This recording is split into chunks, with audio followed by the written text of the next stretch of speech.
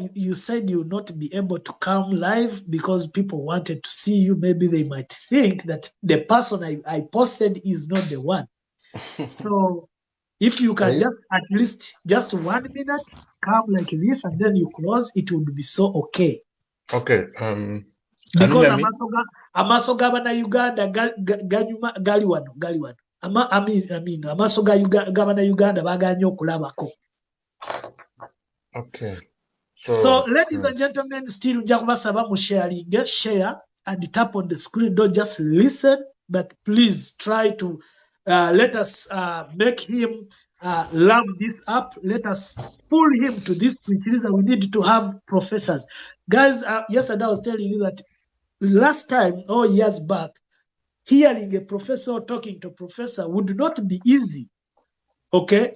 Me, I studied in Deja University, but I want to tell you, I met professor like holding a professor in the hands like this was, I think, like 2-3 times. But now we have a professor who is my brother, by the way. To you guys who don't know, this is my real brother. He's not someone from far. This is my real brother. So today he is going to be with us. He's a prominent man. For you who don't know him, you can go ahead and read about him. He has done a lot of maybe most of you know him. Maybe you have seen him on TV. Normally on NTV, he's always on NTV. As I told you, no NTV. Yeah, no, NBS, I think. But emimu ajja kubyeyogerera. So mumumanyi abamu muyinza obanga mumulaba nnyo ku social media nga NBS mupostinze, but right now you have him here. He's going to tell you friction baba wadde buli kimu. Everything is okay. Okay. You can hear me? Yeah, now we can hear you. So okay. Professor Bareebe Gerald, you are welcome on the show, and the mic is yours. Who is Professor Bareebe Gerald, first and foremost? Okay. Thank you very much. I was trying to put on the video, but for sure I even don't know when I. You don't know how, here, but we can direct you. When I click video here, it says save. I don't know. Is it save? If I bought save, you can see me on video. No, you must click, I think, on guest. Okay. Click on the guest. When you click on guest, there are 2 icons, I think.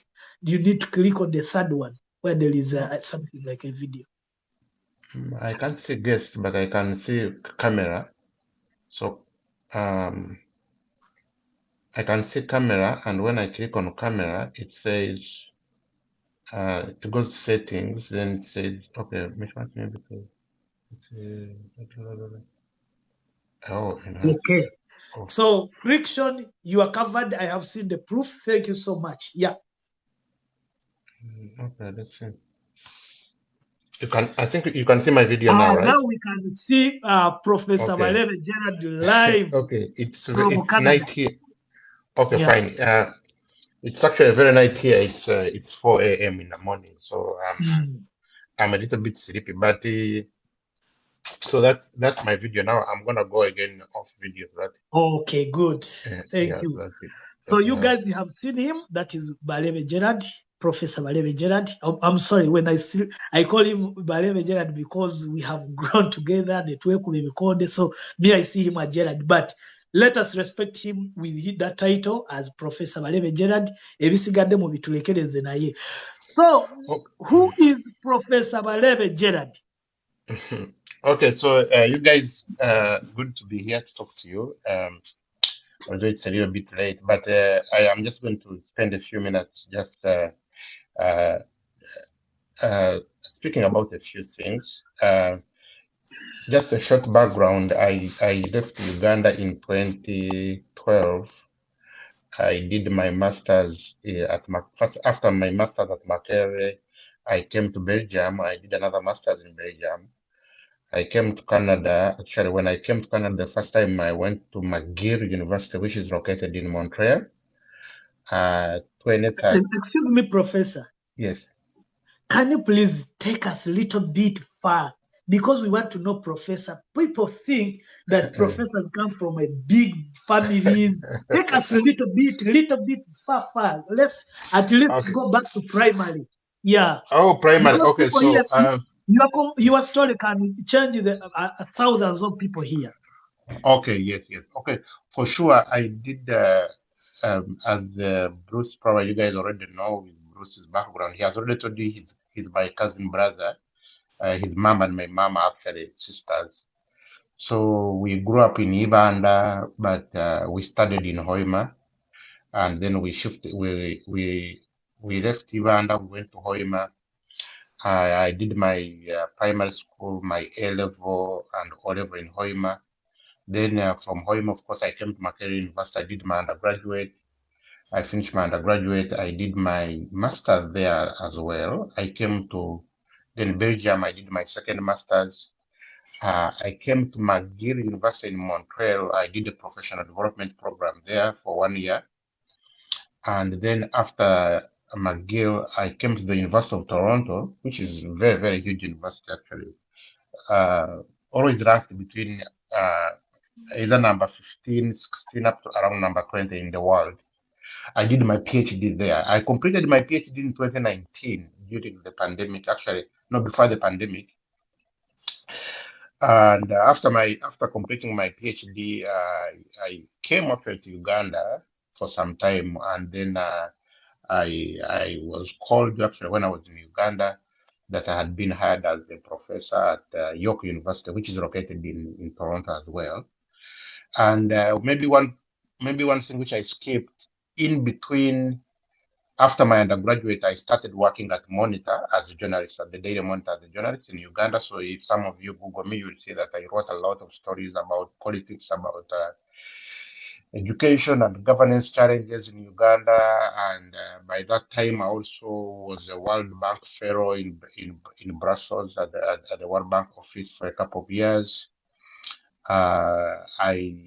So generally, when I was at Monitor, actually, I was covering parliament, opposition politics, NRM. So I wrote a lot of stories about what was like really dozens and dozens of stories of what was going on in Uganda. I broke a lot of scandals, corruption, and stuff like that. But right now, of course, I left journalism. There are some reasons why I left journalism. I want to go into those reasons now. And now I'm more into academia. And now I'm here. I have been working here. Even when I was actually doing my PhD, I was also teaching. I was teaching as well as working as well as studying. In fact, here the way the PhD program is, the way the education system is, you only study when you're a PhD. You only study for 2 years. So the other years, generally, you are employed as a worker. So you work and you earn. So in fact, I was earning very, very good money by the time I was a student, but I was earning a crazy amount of money by Ugandan standards. Wait, Bareebe. You are studying and you are earning money. How possible is by it? that time, In yes, Uganda yes. PhD, you pay man a lot of money. How come in No. Canada you have to be paid? So in Canada, actually, PhD is free. Like there's no university where they charge you when you come to do a PhD. In most cases, the university pays your PhD studies. Before they admit you, actually, they even let you know that you have been admitted, but it's on a scholarship or on all sorts of arrangements. Study, teach, work. As part in most cases, they might say that, well, you might teach, let's say, like 3 courses, but half of the pay will go towards your tuition fees, then half of the pay they'll give it to you in cash. So there is a way different arrangement. But actually, for me, I got, as Bruce already knows, I got a scholarship before I even got for my PhD here. So I got the Trudeau scholarship is the second largest scholarship in North America after the Rhodes scholarship. So, in fact, I was even paying the university a lot of money because I would get money from my scholarship and then pay my tuition fees, and then the university would also pay me because I was also working at the university. So it was it was a good arrangement, I would say, by the time, because of course, some of the money you get, the cost of living here is quite very high in Canada. So, but of course, you also, I mean, like any African, you do a couple of investment in your home country, you buy land, you build, you do what, so you end up that most of our money actually we work in the diaspora end up still going back to Uganda. So that's why we are concerned by the governance challenges that the country goes through, because we have a stake in the country and we are investing our resources in the country as well. Okay, so so I don't know. So generally, I was supposed to talk about two things: education and education in Canada, and then work in Canada, right? Okay, yeah. Education opportunities and then work opportunities. Yeah. And which also, one? if you don't mind, or if you have vast knowledge, how can someone, if someone is not educated, how possible or how quick that person can move to that country, Canada? Okay. Yeah. Okay, so let me start, since we are already talking about education, maybe let me first start with education. So the education system here is very advanced, extremely very advanced. And many of you who probably maybe don't know a few details about Canada. Canada is very, very close to USA. The two countries are extremely very intertwined together. Everything in Canada and USA is almost the same. They are very close to each other. They share a border, I think, which is like 900,000 kilometers. Canada also is a very, very big country, the second largest country in the world. It's extremely very big, and it has after what? After Russia? After Russia, yes, after Russia, yes. And it has only 35 million people. So only in fact, 35? yes, 35 million people, yes. In fact, 80% of Canadians live on the border with USA. So the biggest part of the country is actually very empty. Like there are no people there. So majority of the people live closer to the border with the United States. Part of it is because up there is very cold, so not many people don't want to live up there. Second, also it's because of the proximity of the USA, the movement of people, infrastructure, roads, majority of the Canadian cities, if you look at them, all of them are closer to the USA.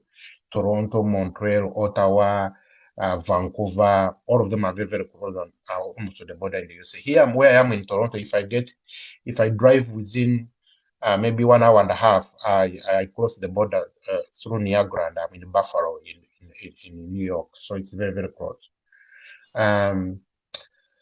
But so education system here is very, very advanced, I was saying. Now, many students, even Ugandan students, asking me, how do we get to Canada? Can we figure out scholarships there? The truth is that really opportunities are there. But so but sometimes also it depends on how you scheme your way out. Because so the country has like 5 top universities. The University of Toronto, where I did my PhD, is like the number 1 ranked university in Canada. It is actually ranked, I think, among the public universities in the world. I think it is ranked around like number 5. So it's a huge university, like 90,000 students, located on 3 campuses. Now, if you are from Uganda and you want to join the University of Toronto, unless you have gotten like maybe first class degree, the chances of you being accepted is actually I'm not discouraging you, but they are not that many. If you have first of all, grades are very important. Yes, maybe first class. The cutoff is actually second class upper. So you must have either a first class or a second class upper to get an admission. But then the issue you have to know is that undergraduate education here is extremely very expensive. And it's not like MA, it's not like PhD and undergraduate students, because the competition for undergraduate students is very, very high. And because there are so many Asian students, especially from China and India, who are willing to pay for education in North America. the universities here end up getting so many students, and many of them from Asia, because of course the families there, the disposable income there is very high, so many people are willing to pay. Middle class families are willing to pay to send their children to come and study in North America. So that's why, for example, if you go to the university, like the University of British Columbia, like there are some campuses where you find majority are Asians. The University of Toronto Scarborough campus where I used to teach, I used to even make jokes that whenever I'm there, I feel like as if I feel more comfortable, because majority of the students there actually were not born in Canada. They are either from India or China or maybe Bangladesh. So anyway, then again, there are also a couple of Ugandans here, but so one is that you could come. Either your parents afford, maybe you come from one of those rich families in Uganda, your parents can afford to pay undergraduate education, which is crazy expensive here, because I think tuition fees, for example, at the University of Toronto for an international student might be like $10,000 per year. Here they pay per year, not per semester, so it's like $10,000 maybe per year. And also it depends on the course. If you are doing like law, it's like almost $60,000 a year. If you're doing medicine, almost the same. Business school is like $40,000 a year. But these are the courses, let's say in arts and social sciences, they are slightly cheaper, maybe between $10,000 to $15,000 a year. But the question is, can you come and study even if your parents cannot afford tuition fees? Yes, the answer is actually yes. There are so many multiple opportunities you can take and come to study here, even if your parents cannot afford tuition fees. One is that you can look for scholarships, which are almost everywhere. The couple of Ugandan students I've met here, they have come here under the MasterCard scholarship. So if you guys are very much aware, there is the MasterCard Foundation has an endowment of like 15 million US dollars, and they are investing all that money to bring students from Sub-Saharan Africa to come and study in North America. They do recruitment at A level, actually, at A level, and they use certain organizations to help them with recruiting students who can meet the challenges of education in North America. And in Uganda, they use an organization called Black Uganda, I think. And I have worked with them actually before, by the way. Even when they launched that scholarship here in Canada, I was part of the people who spoke at the Governor General's residence when they are launching this scholarship, and I have also helped them with a couple of recruitment of some of the students. And they bring up students from Uganda, from Rwanda. Professor Bareebe, how have you helped them? Oh, so they do a couple of recruitment from students right out from high school. So in that process, sometimes they do what they call identifying students who can who have the potential. Although of course they wouldn't. I didn't do the Ugandan one. I did the Rwandan one. So in Rwanda we went up to the school called Gashora School. It's actually located not far from the border between Uganda and Burundi, and it's funded by I think it's, I don't know, maybe part of the funding is from the government of Rwanda, because I see even the first lady of Rwanda was very much involved. So it's a school for girls, it helps girls. It's part of an ongoing effort to encourage girl child education. So there are a couple of students that came from there, and some of them were brought to the University of Toronto to do the education. And what was the requirement? So what was the prerequisite for joining? So first of all, you must pass A level. You must pass A level, and you perform very well. You have enough grades that can help you begin undergrad. And for us in Uganda, actually, we are very lucky because we do have A level. There are some countries where they don't have A level, and A level is internationally recognized. So if you pass A level, it's such a very big thing.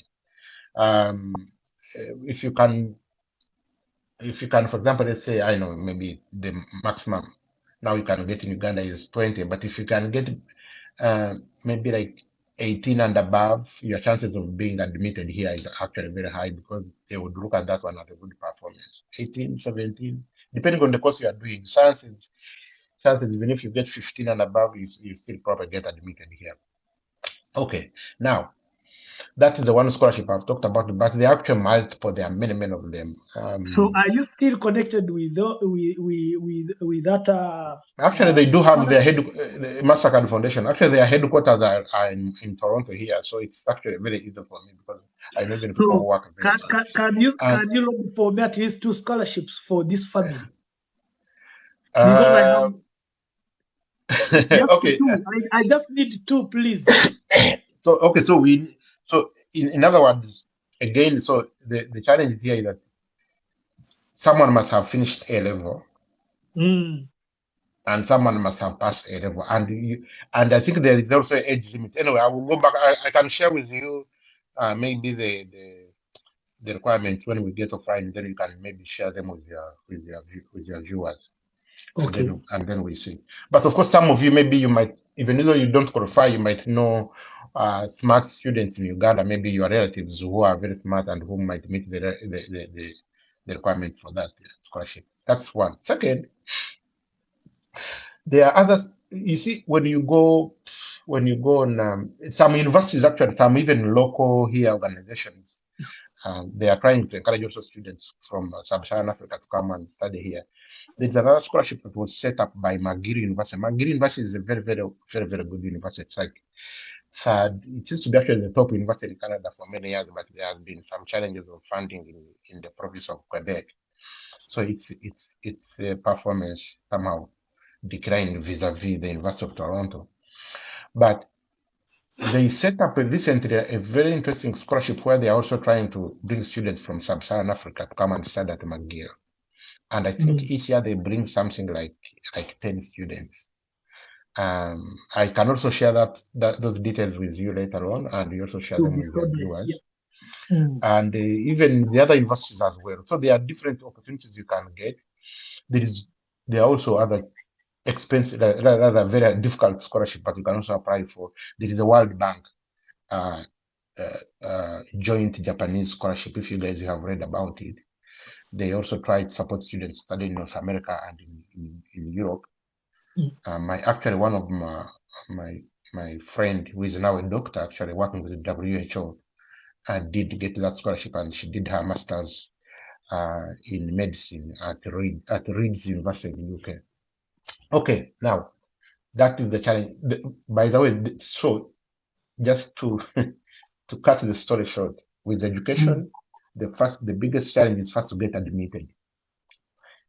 Can your performance secure you an admission? That is the most important thing.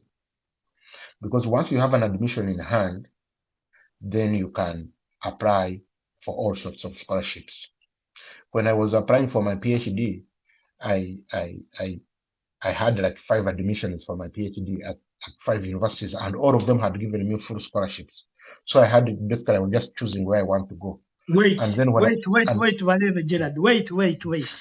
Wait, Dr. Bareebe, Professor Bareebe Gerald. You mean you applied and you got 5 offers, all of them calling you to go and do PhDs with them, and all of them, they were giving you money?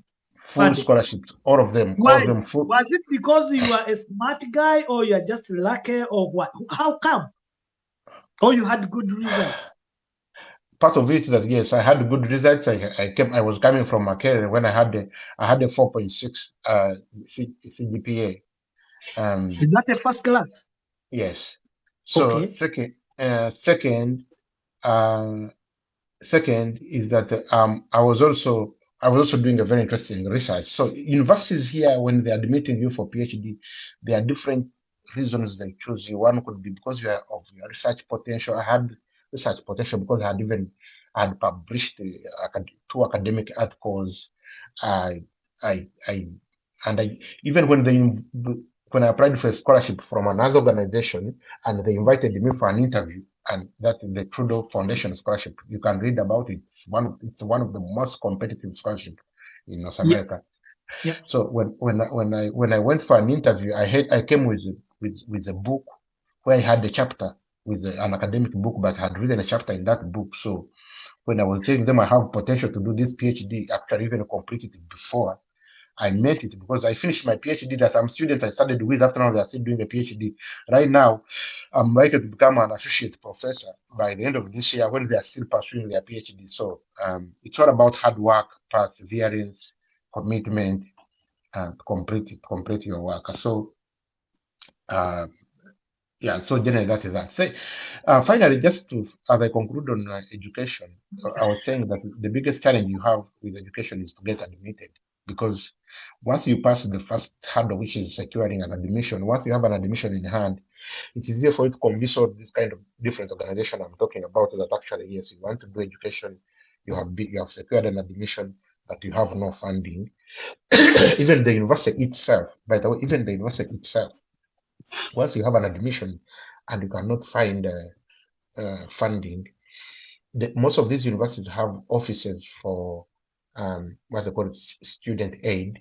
You can interact with them and say, what are my chances that I can secure maybe a bursary? All these universities, different departments in the universities have different bursaries.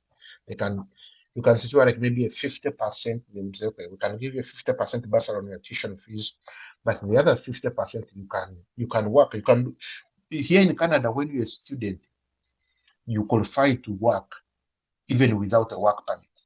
Sorry? Yes. If you're a student When here, you're a student, yes. Repeat that. When you're a student, you can do work without a work permit. How come? And how much do they earn as a student? So here, okay, the payment here for work here, the payment is different from Uganda because they are what we call salaried workers, for example, who get their monthly pay irrespective of how many hours they work, but they also work here where you work per hour. So for students, you cannot get a permanent work, but you can get a temporary work which pays you per hour. But here the average pay per hour is $15. Okay. So that's like the lowest you can earn an hour is $15. $15 American dollars or Canadian dollars? Canadian dollars. And how much is that in Uganda? A Canadian dollar is like $1 is like 3,000 Uganda shillings. Okay. 3,000, sometimes 2,800, depending on the exchange rate. But that is like the minimum wage. The minimum wage in many provinces here is like $15. But when I was working as when I was a PhD student, I was doing work where I was paying $45 an hour. You are doing yes. What are normal jobs, common jobs as a student? Now this is actually a very good question. You can work in a campus, you can work outside the campus. So in campus, you could work as a research assistant or a professor. You could work in a cafe, in a university cafe, like as a barista, as a waitress in a university cafe. But for me, of course, I was working as a research assistant to a professor. And then I also got a teaching assistant job. I was working as a teaching assistant as well. So I would earn $45 an hour. And they don't tax that money, by the way. If you're a student, most of your money is non-taxable. So, but $45 per hour, that's good money. That's why before I finished my PhD, I was already building a flat house in Kampala because I was making enough money. So yeah. So by the time $45 per hour for sure. At the end of the month, yes, at the end of the month you get like $4,000. $4,000 is 12 million Ugandan shillings. So how many people in Uganda get 12 million in a month? And that's like side work. That's like side work of something you do outside of your work. You get what I'm saying? So yeah. Remember, you had the scholarship. And yes, now you had the scholarship. Yeah, exactly. Yes. So, and the side work was just giving you 12 millions. Guys, listen. Yes. Side work was just giving him 12 millions. Can you please, guys, share to these people? So tomorrow, I don't want anyone to ask me these questions. You have someone here to teach you this. In fact, by the time when I finished my PhD, I got a position as a postdoc at the University of Toronto. That Museveni in Uganda just gets 1 million. A comment from one of our friends that Museveni as him, he gets 1 million. We go. Go so ahead. I was saying that in fact, by the time I finished my my PhD, I started working as when I finished my PhD, I started working as a postdoc fellow, but then I was also teaching, and they were paying me as a contract And teacher. I was Bareebe, Dr. Bareebe, Professor Bareebe, how much were they giving you like at that teaching as an assistant? Because I have a lot of people here who are, by the way, even I have someone who has a first class, but she's stuck with her first class. We have people who have even masters. For example, Mr. Fred, he has a master from China, but he's just stuck with it. So which guidance can you give? So the thing is that the thing is that you have to know that from all of these things, for you to get like all these kind of opportunities, that you have to be in the system, right? So you have first to join the system, and that is where the biggest challenge comes, right? So you have to be in the system, because there is no way they can say, okay, we are going to hire someone who got his masters from China, when there are like thousands of people who got their masters from Canada also applying for the same, for example, teaching assistantship job, right? So that's where the challenge is. The challenge is that you must find ways of joining the system. If you have a first class master's, ask yourself, how do I join the system? Maybe the first thing for you to think about is, let me apply for another master's, maybe in Canada, and then maybe do a PhD. So if you are already in any university settings here, then your chances are high for you to get all these kind of opportunities. In fact, many opportunities. Even right now, I'm engaged with certain program. If you search online, there is a program called Elite Africa. Elite Africa is elite. You said Elite Africa. No, Elite Africa. Spell it. Elite, like ELI. Yeah. Yes. Elite Africa. So it is a project that we conceived that when I was at the University of Toronto with my supervisor and a couple of other professors, and we are trying to help people both in Africa and in the diaspora understand the importance of African elite in the governance and development of Africa. And we have been hiring teaching assistants whom we are paying like $100 to do work which they can do like within like 1 hour. So like in 1 hour, we say, hey, do this work in 1 hour, and then you earn like $100 out of that. So and they do it from where? From Toronto? I mean, from Canada, or you hire them from here, because when you pay here, it's not like in Ghana. When you pay, everything has to be taxed, have to be what, so you have to submit tax income and stuff like that. So the thing is that's why I'm saying you have to join the system. If you're in the system, it is easier for you to get all these sorts of opportunities. Okay. Now I'm done with education. Now I go to work. No. Before you are done with education, okay? Let me just ask this question. Maybe someone might forget to ask, and I might forget. How can someone switch from education system? Because like in Europe, like in Belgium, you well know that it is a little bit hard to switch from education to become like how I am. I came as a student and I switched. You know, it was hard. It wasn't so easy. Is it also that side to switch? Now, let me tell you, the easiest country in the world to switch from a student to a worker is Canada and USA. How? Because in Canada, when you finish as a student, the law, by law, you qualify to what they call postgraduate work permit. By law. By law. You are not given like 1 year. I understand here we have 1 year, Germany they have 1 year, Netherlands they have 1 year just to test. So here they give you a 3-year postgraduate work permit. So in other words, you finish, you join the work market, the job market here.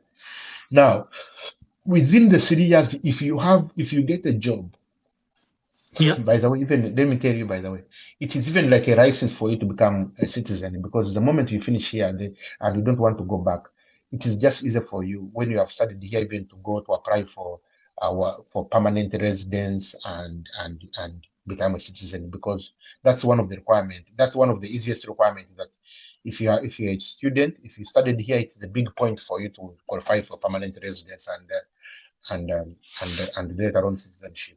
So it is very easy. Now, for United States, they give you 1 year. So if you finish your studies in the United States, they give you a 1 year of work permit. In fact, I have one of my friends who just finished. He was also a Ugandan doctor, by the way. He studied in Guru University. He came here in Canada. It was difficult for him to practice medicine here. And he had such a huge experience because he had worked with the WHO, dealing with Ebola in Uganda and Congo and what. But then when he came here, when it was difficult for him, he went to USA and did a master's in public health at the Emory University in Atlanta. But after his university, they gave him a 1 year work permit. Now he's working with CDC. So, Okay. you see, here And- that is the... And another one important question, okay? In Belgium or in Europe, I think 2 years they passed a law in parliament because they want more researchers. They were like they will allow researchers to relocate with their family. It becomes simple to relocate or to move with your family. I have people here who have families and they want to move with them. Actually, I have a friend of mine who recently actually got a PhD in Norway. It is you who has been guiding her. Now she just recently got a PhD in Norway. How easy in Canada can someone move with either a child or a daughter? Is it easy as a student or how is it? If you are on a PhD, it is easier for you. Actually, here they do have kind of family relocation. If you're on a PhD, if you're on a PhD, it is easier for you. And if you have a permanent job, it is even the easiest.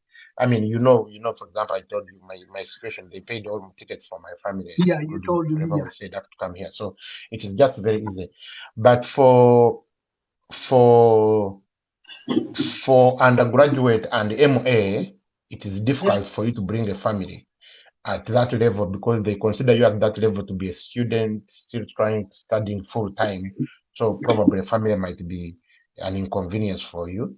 But if you finish and, for example, you get a work permit, it is easier for you to request for your family to join you. And by law here, the law actually stops the government from denying family reunion. So if you have a family in Uganda, maybe in anywhere, and you can prove that these are your kids, you have birth certificates and stuff like that, the law here actually stops the government cannot stop you from bringing them here by law because there is a law on family reunion, so they can't stop you.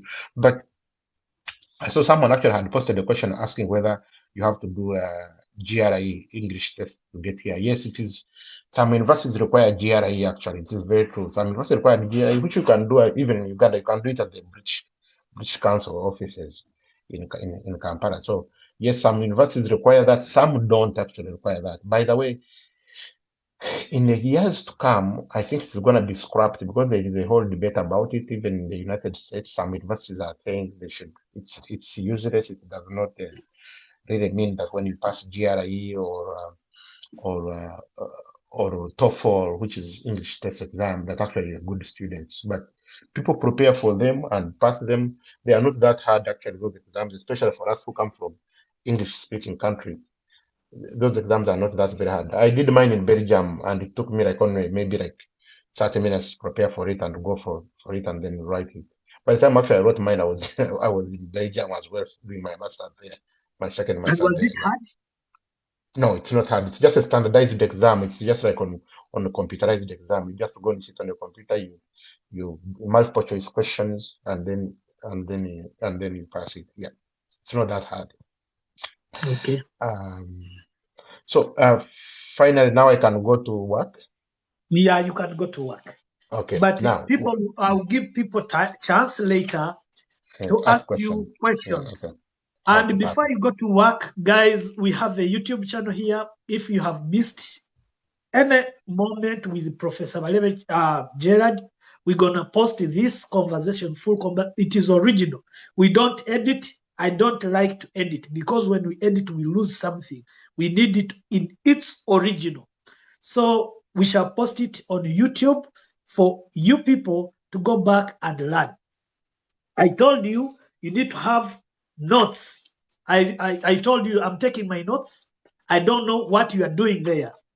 I don't need to go to Canada. If I need to go to Canada, it is just a matter of calling him and I tell him I need an invitation. If it is needed anyway, I'll tell him, but maybe I might just go to Canada and be with him. He's my brother, as I told you already.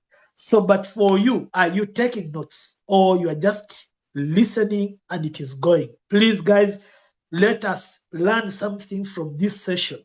So, Professor Bareebe Gerald, I have another question about education before I leave. Maybe someone might not leave, might not ask. There are some people who have done degrees, okay, first bachelor's or undergraduate, and afterward they have taken some courses like SCCA, like CPA, like SIPs, and they're highly qualified. For example, someone who takes a SIP, rather a SIP and finish all the levels, or someone who takes SCCA and all the levels are done, and probably that person passes well. What are their chances or their successful chances of probably migrating or getting jobs or getting recruited in different companies in Canada? Okay, actually, I was going to address that one. I think you see here in Canada, the job market is extremely very regulated. The government regulates the job market really stringently. Part of it is because they are trying to avoid schemers lying people that, okay, go in Canada, get there, go there to work, I can take you there to work and stuff like that. But even irrespective of all kind of like despite all these kind of laws and legal framework that the government has put in place, still people actually bring people here, or still people come here thinking that they will practice or maybe do work in their profession. Until when they get here, they find it very difficult. If you read, there was a recent story online, you can even Google it, that shows that almost more than 50% of the people who work in Toronto and Vancouver as taxi drivers, cab drivers, either they are doctors or they are engineers. Like, in fact, in Toronto, there was a story, you can even Google it online, almost like majority of them were doctors. They had studied medicine in their countries, and probably they thought if they come to Canada, they will practice medicine. But for example, working as a doctor, practicing medicine here is one of the most regulated professions. It is difficult. It is nearly impossible for you to come to Uganda as a doctor and you come to Canada and you start working as a doctor. Impossible. You must have, for example, studied in the easiest way that you must have studied here and get a practicing certificate, or if you come, you have to go back again into the education system here and get training in order for you to qualify as a doctor. It is not easy. The same thing with being an engineer. Those are extremely very regulated professions. Or being a lawyer. Those are very regulated. It is difficult for you to come from Uganda and you're a lawyer and you're going to come here in Canada and say, I'm going to go to Canada and practice as a lawyer. Impossible. In fact, you see here, for example, for the law, for you to go to join a law school here, you must already have an undergraduate degree. Even for Canadians. Yes, no, in any other field. Even for Canadians. Students first get a first degree in another, maybe in any field, maybe taking some courses in law, stuff like that. Then after that, they go and do another degree in law. Yet in Uganda, it is from A level, you go to material and start studying law.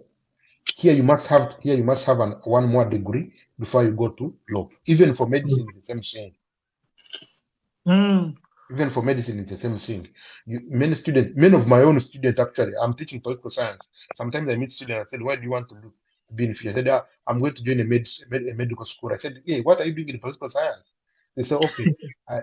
They said, okay, I have to take some courses in social sciences, but I also have to take some courses in natural sciences, for example, maybe biology, chemistry, but also I can take other courses, which is actually very good. Because in Uganda, our problem we have is that someone finishes senior that got senior A level, studies biology, chemistry, physics. He finishes senior 6. He goes to Makerere. He studies medicine, but he cannot construct a sense. He cannot make a logical argument outside of his field. You get it? But we know social sciences, okay, arts, even though we say arts are not good, in 7 said arts are not good, but actually arts are so important because they help you. You cannot sustain an argument or maybe a logical debate if you have not studied how to construct these sentences and stuff like that. You get what I'm saying? So they first teach those students, first go, even when you are going to study medicine, do some courses in arts. That's why you meet students from doing some political sciences, and I'm teaching them politics. Governance is very important. It's as important governance as medicine. But many people don't. The art of governance is very, very important. Anyway, what I'm saying is this. What I was trying to tell you that there are some professions that are extremely regulated, and it would be nearly impossible for you to come and practice in those professions here unless you have either studied here or unless you come and you go and study again and get practicing certificate, because you cannot become a lawyer here unless you have gotten a practicing certificate. You cannot become a doctor unless you have a practicing certificate. The same as engineers. On the Anyway, same put that note, one aside. On the same note, Professor, there is another question.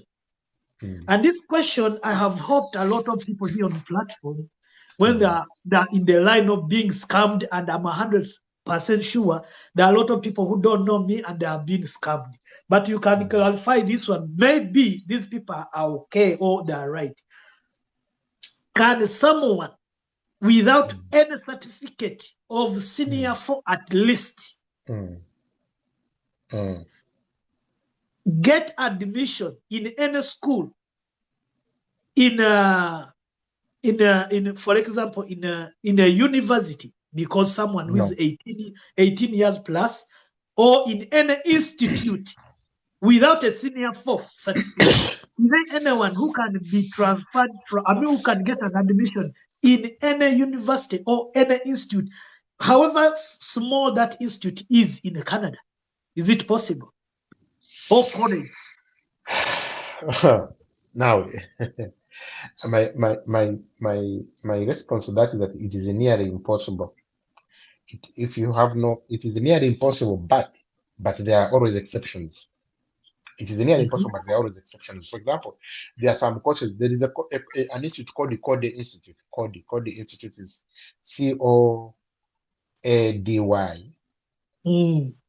It is located at a university. It's called the St. Francis Xavier University. They are located in Prince Edward Island, which is one of the most beautiful Canadian places to go to. I know they have different courses that are certificate courses, and they also have a program where they bring actually also people from sub-Saharan Africa. Some Ugandans have also passed through that institute. By the way, many people who I was going also to come to that. Many people who want to come and work here. That is also another way that some people use. So they can admit you if you have been working, for example, in a Ugandan NGO, and you want to expand your skills and knowledge, so they have like these professional development programs. So yes, I think it's possible to secure a professional development program, even if you have not, you have not, for example, done A level and O level. It's possible, but I think there are very few of those opportunities. And the university and the Embassy of Canada will give you a visa without a senior 6? Yeah, you don't. When you're applying for visa, they don't ask you for your. They ask you for your education information, but they don't ask you for transcripts. Repeat that. When you're applying on the visa form, on the form for visa, they ask you for your education background sometimes, but you don't need the transcripts. You get what I'm saying? Oh, yes. Wait, do you want to tell me that anyone can apply if someone is smart, can use someone who's what you have understood and No. go through Canada, go to Canada. It is very possible. People are very smart. It is very possible. But what I'm saying is that for you to get a visa, if you are coming, for example, let's say for education, you only need an admission. The embassy will ask you an admission. They will not ask you for your transcripts. No. Okay. Mm. My people, you have heard that one. We shall not dwell on that one. So I know anyway, what I was okay. Let me first complete what I was trying to tell them about work. Now, those professions that I've talked about, those are very complicated professions. But actually, that does not mean that you cannot come from Uganda and work here. There are so many opportunities for you to come and work here. Canada, like I've already told you, Canada is such a huge country. Canada is a huge country. It is an export-oriented economy. Like majority of the things that are manufactured in Canada actually manufactured for exports. Because, like I've told you, we are only 35 million people. We are not very many people here, and so the countries, and we are like a G8. We are so it's an industrialized, extremely industrialized economy. One of the top 10 most, rather top 8 most industrialized countries in the world. So majority of the goods and services that are produced in this country are actually for exports. So we are an export-oriented economy. So now, but the economy for Canada is actually an economy that is built on immigrants. Like, for example, if you come on the city like Toronto, the city of Toronto has the entire, what we call the Greater Toronto area, has almost 6.5 million people. But half of those people were never born in Canada. They all came as migrants. So the government itself encourages migrants. This is like a system that is built on migration. Now, each year, the government comes up with a list of industries where there are shortage of labor. Sorry, excuse me, where there are shortages of labor. And in most cases, people can come and work in those areas, even if, for example, they have no degree. Even if you have no degree, you can come and work as a trucker driver. You can come and work in an industry, for example, in a meat packing. You can work in a subway station as a ticketing person, giving tickets, stuff like that. You can work as in packaging industries. Like so many in you can work even as in social services, for example, as firefighters, as care, what you call rather social services. I mean, caregivers in senior homes, helping them as cleaners or what. Those jobs are plenty here. Like they are so plenty. In the majority, again, this is also I want also to emphasize this one. Majority of Canadian population is above 50 years. Yeah. So majority of the people here are seniors, are old people. Now, as you understand, the more the people grow old, the more they need care. So every year the government invites people to apply for jobs as caregivers. Well, so here they call them nurses. They use the word nurse. In Uganda, for us, we need nurses are people who work in the hospital. But here, nurse are also people who work, yes, in the hospital, but also who work in homes for seniors, for people who are elderly, who are old, taking care of them, making for them food, cooking for them food. Some of those jobs are not very nice for sure, but I know many Ugandans who are earning a living by doing those work like that one. So trucker drivers, people who can work as drivers, distribution, people who can work in distribution industries, people who can work in what they call it, food services. If you go, even my young son here was telling me, every time we go to a cafe, which is like Tim Hortons or Starbucks or McDonald's, majority of the workers there are actually Indians.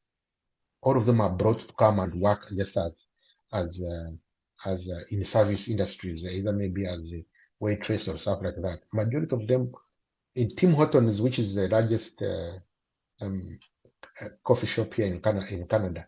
Like majority of the people provide service industry, actually Indians, they just come and work and they are paid a minimum wage like $15 an hour. First of all, because there are many Canadian, especially who are educated, nobody wants to work for that amount of money. So the Canadians are not there who are willing to work for that amount of money. So they try to bring in many migrants to come and do those kind of labor. So those opportunities here are plenty, very many of them. So the challenge is, for example, the biggest challenge for Ugandans, I would say, is how to get here. That is the biggest challenge, how to get That here. is the question I'm typing down here. Actually, let me actually ask as we are going to go there. This is the question just I'm writing down. How easy or hard can someone, a normal person, a normal Ugandan, because as you see us here, okay, most of us, we are not educated. Most of us, we are house managers in the UAE. Most of us, we have Singapore. How hard or easy to get a job in Canada as someone who is not skilled or as unskilled? Because I see a lot of adverts, people are taking people in Canada just to work in farms and all that. How hard or how easy? So now, that's where I think when we come to that question, that's where the bias is. I think that we people who come from Africa end up facing. Part of it is because um, um, many here, okay, there is a lot of discrimination on the job market for sure, but I think the biggest challenge that we have is that many people who, especially in Uganda, I mean, in Africa, they migrate to the whole continent of Africa, maybe with the exception of South Africa, and maybe some Arab countries in the north. Like we get there are a lot of barriers for us, for example, let's say to access job markets in North America, which are actually well paying. Even if you come as an skilled worker here and you're unskilled, the amount of money you'd be paid as an skilled worker is higher than a doctor in Uganda, a qualified doctor earns in Uganda. You get it? If you come there as unskilled, Yes, you make more money than a doctor in Uganda makes. Actually, you could even make twice the Ugandan doctor makes. But the challenge again, I was trying to come to you again. The challenge of how to get here is there are so many barriers to that. Part of it is because why, like for example, I was telling you why there are many Indians here in working in these industries. Part of it is because probably the government here feel that even when they bring Indians as part-time workers, when they come and work, majority of them are, which word can I use? They are easy to skill. Hmm? They are easy to skill. You can easily train them to do the work and they will do the work. Now, for us, because our system is extremely difficult, I don't know whether should I use the word difficult, it does not prepare us to, our system in Uganda does not prepare us for this kind of work that actually uh, um, are not academic. You get what I'm saying? For example, let's say there's what we call people skills, like skills that you need to interact with people, learn people, be friendly. Uh, um, uh, you see, like for example, if you come, let's say, if you are doing service job and you are serving someone coffee, how do you treat a customer, all kind of things like that. Like our system does not teach us this kind of things. In Uganda, those things are not there. you want to tell us that Indians and the Chinese and Koreans, they can easily integrate the Yes, so they are society compared to us. so exactly. So the Indians have that child. By the way, let me tell you, it is very true. There is a reason why majority of even the CEO of the big techs in USA are Indians. Hmm? Head of Google, Indian. Eh? Head of Twitter recently was an Indian. Eh? Majority of them Yeah. are actually Indian. Eh? There is a reason why. Yes, so majority of these head of tech, many of them are Indians. Anyway, let me come back to our system here. Now, the question is, how do you get here? Many Ugandans I've seen here who have been able to access the system and are working in those unskilled jobs, are doing those unskilled jobs. One either came here on visitor visas, and when they get here, they don't go back. You see, the challenge is how to get here. Once you are here, Canada rarely deports people. Canada will not deport you back to Uganda. Canada is not like USA. It's difficult for them to deport you to Uganda. The challenge, if you okay, this is what I'm telling you is illegal, but this is what many people do. What I know, many come as visitors. Once they get here, maybe they have come to visit their relatives. They have been invited to come as visitors. Once they get here, quisha, they don't go back. Others come like for conferences. Others come for short training, maybe training program, maybe like I was taking that institute in Prince Edward Island. They have brought many Ugandans here. They have gone there. They have done 3 months, 4 months, 6 months course. After that, they don't go back to Uganda. So there's that option. Because if you say you are going to go through the normal work, even for a less skilled person that you are going to come specifically to work, I have not met those people because it is very hard for you to go online and apply to a Canadian company for a job, as let's say, for example, as a truck driver. You are competing with like 5,000 Indians who are probably, maybe some of them already have a G driving license of a class G.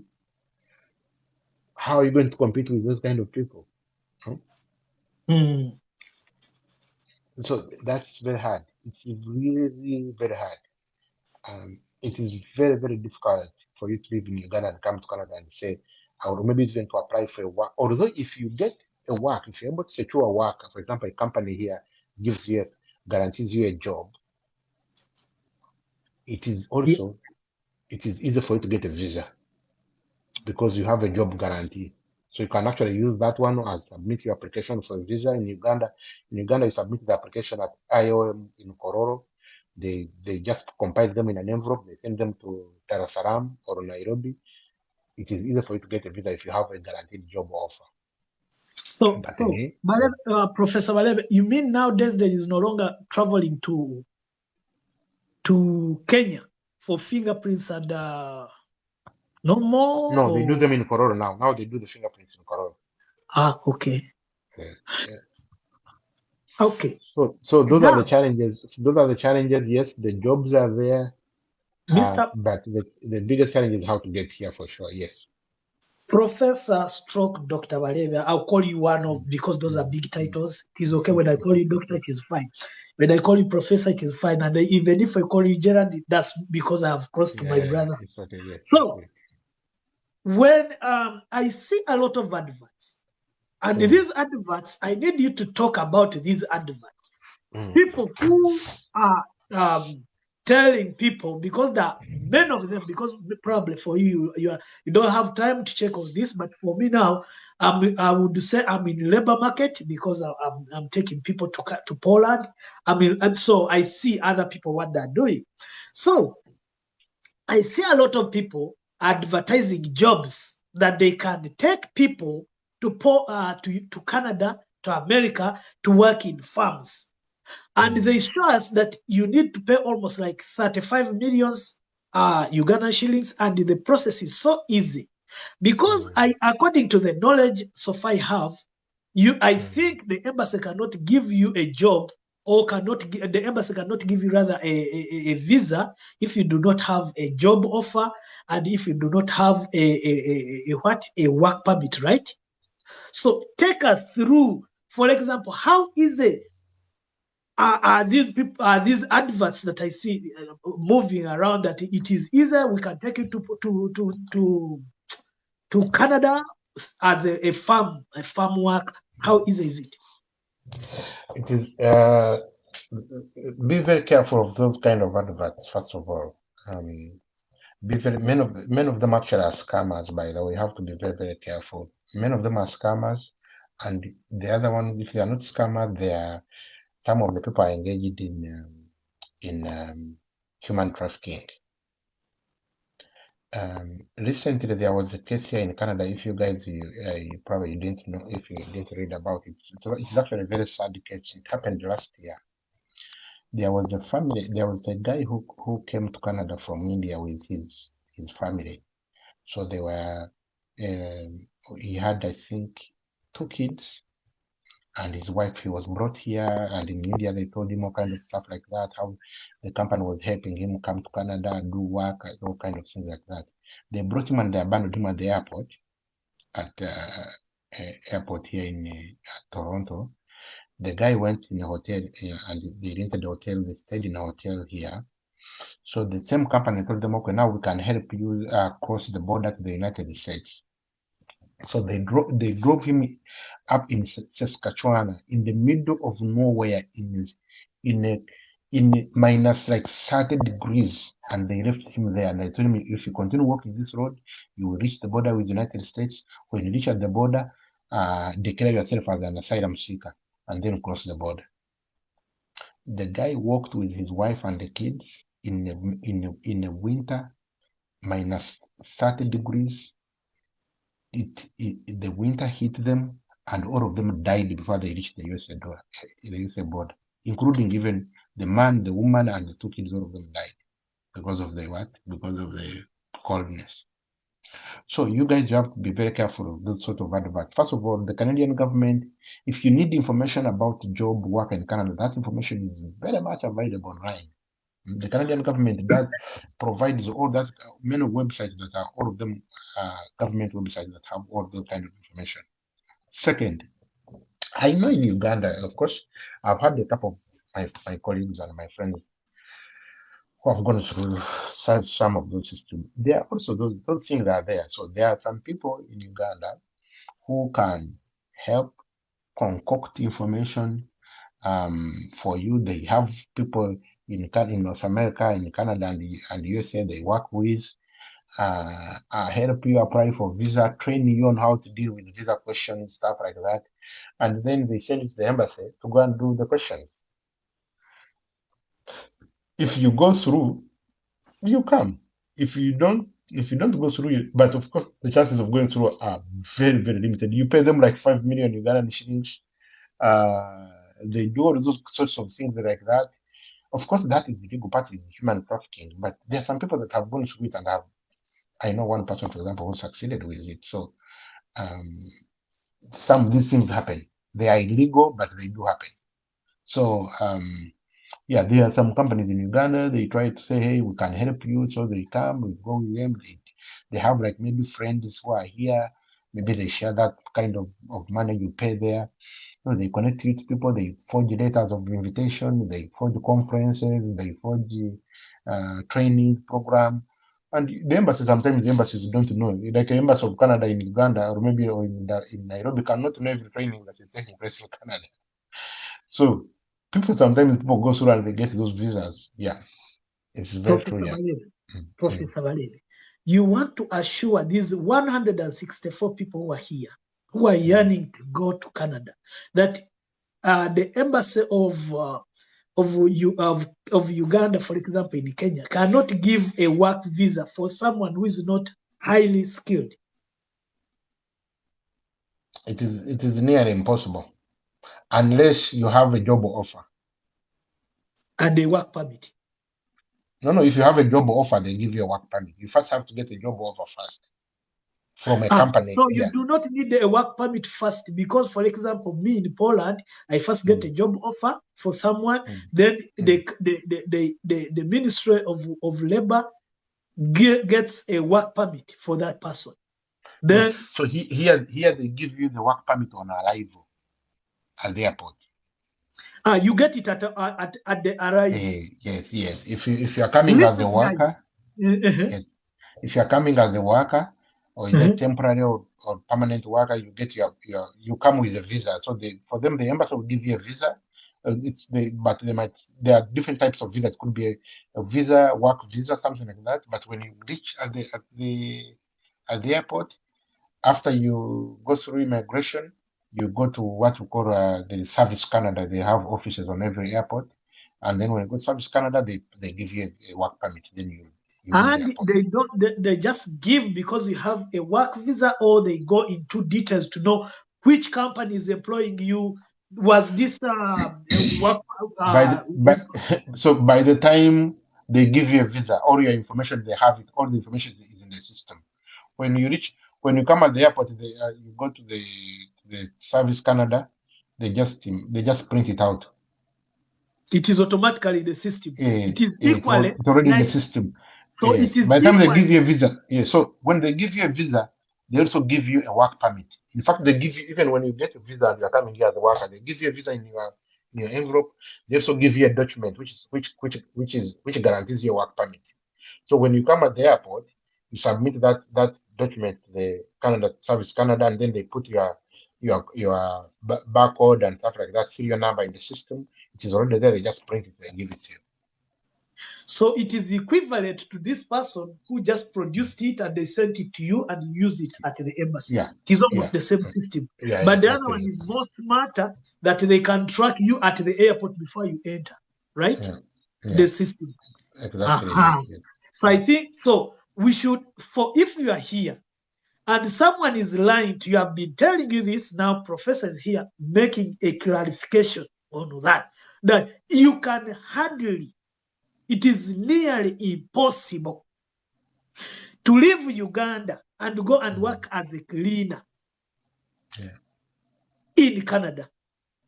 To go and work in shops, in farms, and from Uganda, go to Canada and work in farms. When the Canadian embassy has given you that visa and a work made the job offer, it is nearly impossible, right? Yeah, it is nearly impossible. You have to have a work permit. Now, you see the problem. The system here is quite different because people who don't have work permit, it is illegal to employ them. It is illegal. Sorry? If you have no work permit, it is illegal for any company to give you a job. If any company gives you a job, it is illegal. Here also. Yes, but then, of course, there are some people who work underground. You work in people's homes as cleaners, stuff like that. They give you like $20. Those kind of things are also there. They happen here, yes. Okay. Beautiful. So, before we leave that also, okay, because I know you are tired, you should be tired.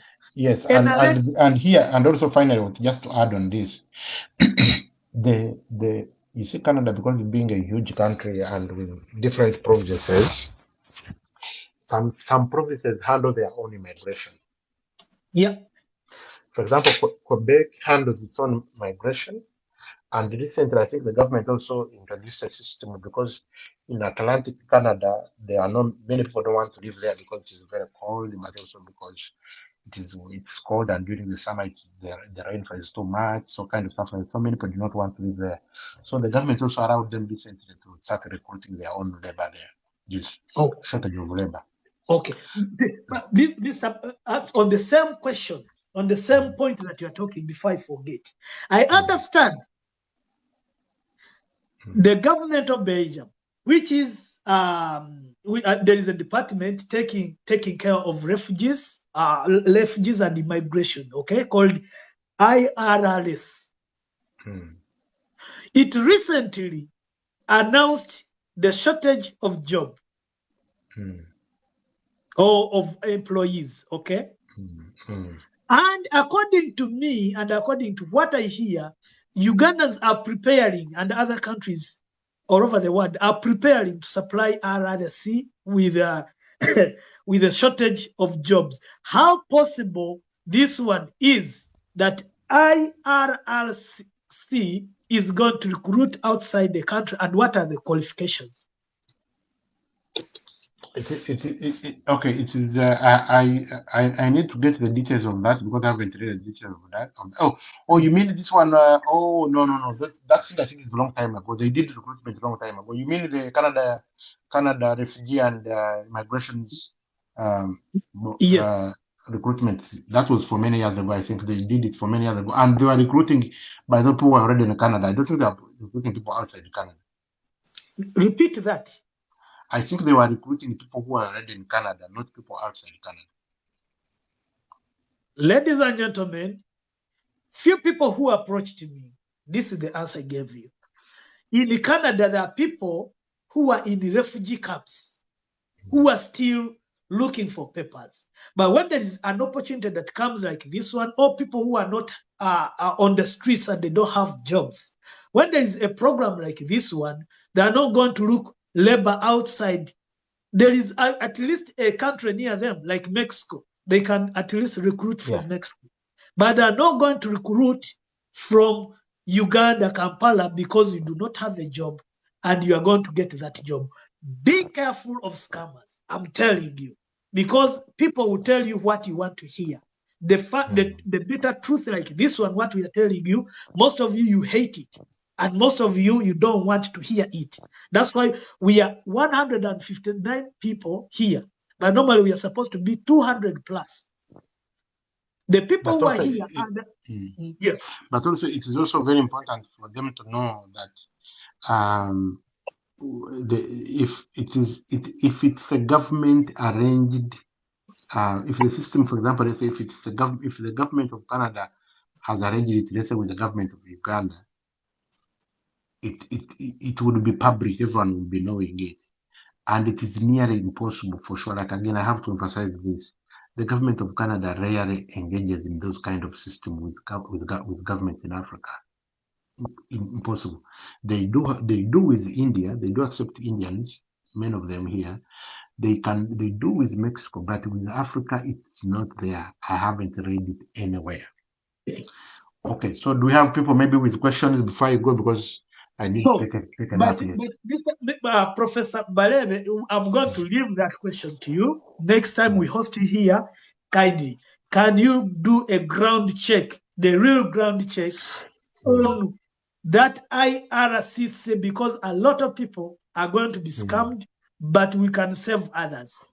We can save others. By the way, you see what happened is this, because I know even the minister was talking about it. I was watching him on TV.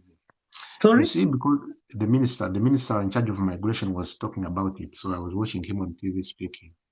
You see, because during the pandemic, the IRCC, which processes work permit, study permit, visas, passport visas, and all sorts of immigration into Canada, sorts of documents, they faced a lot of backlog because of the pandemic. So the backlog was too much. Now the minister said for them, in order to clear that backlog, they required to hire new workers. And many of those workers they had were workers, people who were already in Canada. I can assure you, even here in Canada, there are so many people looking for jobs who are already here. They are there. And before these people ask that question, how easy? I see a lot of people with questions, but I don't have answer. Now today you can answer. How easy is it for someone to apply a visitor visa through IRC? How easy is it for someone to apply a visitor visa? No, all visas are applied through so the IRCC is like the Ministry of Foreign Affairs. So they are the one who processes they are the one who processes immigration documents. You get it? Yeah. Yeah, so they are the one who processes immigration documents. So all immigration documents go through IRCC. Okay. Work permit, study permit, all of them go through IRCC. Okay. And before maybe others will ask, but let me ask it in case. How easy is that person who has, like Mr. Fred, he has a degree and a master. How easy is it to get a skilled job in Canada? How easy? Do you have a program? No, by the way, so it is first of all, it depends on which area, because that's the most important thing. let me just also emphasize this one. There are some people who come from Uganda, some profession where you can come from Uganda and you come and you get here with your degree, you get a job. For example, if you have like an MBA, if you like an MBA, you can come here and work in a bank, and nobody is going to, no bank will not tell you go back and start another MBA. No. If you have a degree in accounting, in what, you can just come here and get very good paying job. I meet many people in the bank from West Africa in the bank who are working, and many of them have just come back. So those jobs you can do them. Okay, working in a bank, it's a good job. It's a good job. It's not like the top job, but Professor, now my question is not when these people are already in the UK through other means, but I want to, is there any system that, for example, here, probably there are systems that if you have your degree and your master, for example, Mr. Fred here has a very good master, I've seen it. He has a very good degree, I've seen it. So is there any system, for example, to someone, communicate now to someone who is in Uganda, that Fred, now with your degree, if you go to here and here, you can apply this and this, and you do this exam, and you go and take your documents to the embassy, and you get your visa. Is there any system of that kind in Canada? No. So no. So the advice I would give is find a way of getting here. Then once you are here, the biggest challenge, again, I have to emphasize, is how to get here. Once you are here, life becomes easier. Even if you have no job. Even if you have no job, life is not that hard. Because the chances are there that you'll find something to do. The biggest, so if you have a master's, look for a training program here, like what's called professional development program here. 1 month, maybe a 1 month program, rather a 1 year program, 8 months program. Look for something like that. Come, watch diploma, whatever the fake. If you feel like you want, come do it. After doing it, figure out your life. It's very easy for you to figure out your way once you are here. The biggest challenge is how to get here. You get it?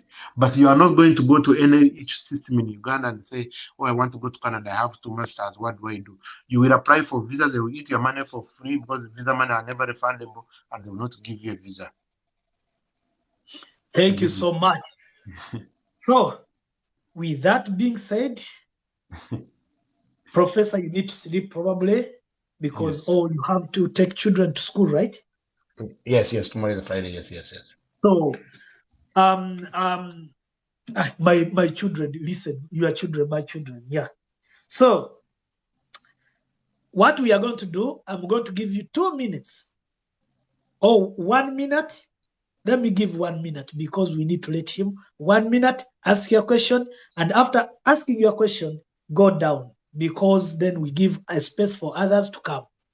Don't ask more than a lot of questions because there are other people who will ask it for you, okay? So, Mr. Fred. Yes, Brother Bruce. How are you? Good morning. It's good afternoon. Professor, good morning. That side, it's good morning. Yes, good morning. Yeah, thank you for the information.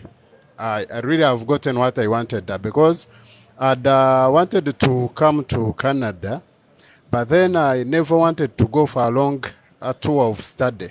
And then I'd chosen a Royalist College.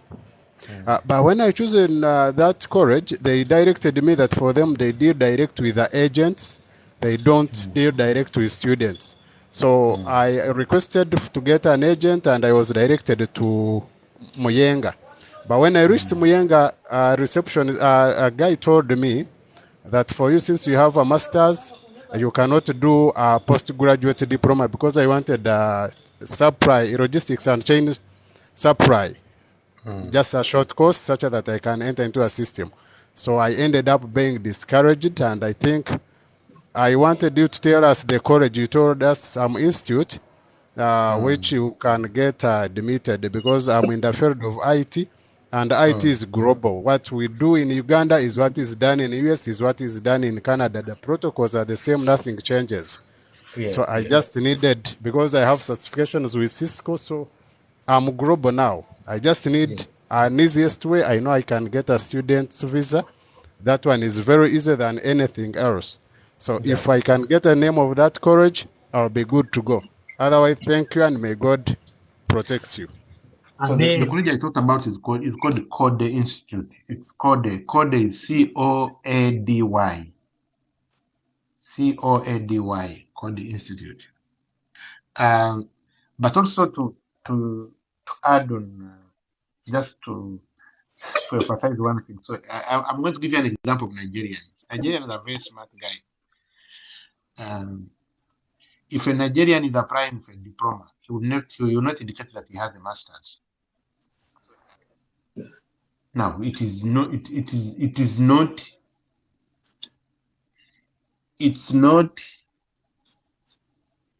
professional, but if it gets you where, if at the end of it all, it helps you achieve your aim, I don't know. I'm not saying you do it, but I'm just giving you an example. Because you see, if you're applying for a diploma and you already have a master's, someone might ask himself, really, that person you want to come here and do a diploma of 6 months? He already has a master's. There must be some questions they might raise. So a real Nigerian will not indicate that he has a master's. He will indicate that he has an undergraduate. So there are many things. By the way, let me tell you, I recently received an email from a Nigerian professor who wants to do a PhD. He wants to come here, I supervise him. I said, you man, you already have a PhD. You want to do a second PhD? He said, yes, me, I want to do a PhD. I want to come to Canada and do a PhD. So I want to apply. I come and do another PhD and I want you to be my supervisor. I said, first send me a CV.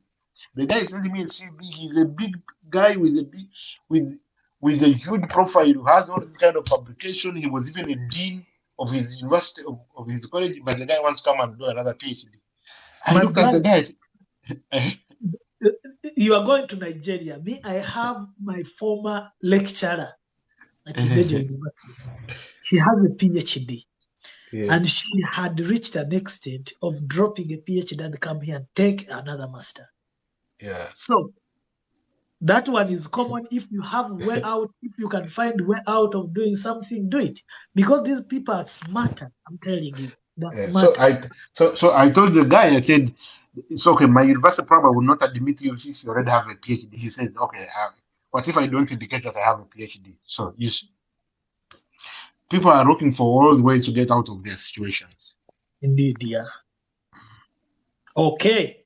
I think my brother have been answered. So, Mr. Matov Domian, unmute yourself and you have just 1 minute to ask your question. Guys, feel free to ask. If there's no more questions down, then I'll let Professor Bareebe go and relax a bit.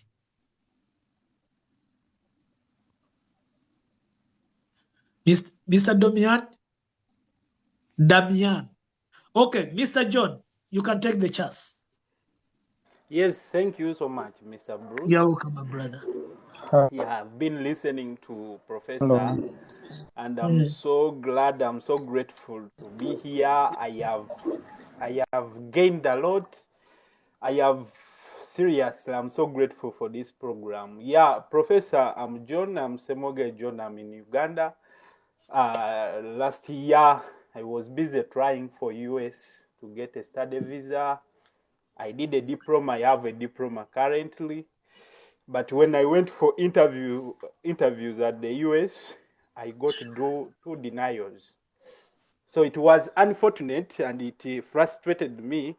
I even lost hope. I even thought of leaving these things of study thing.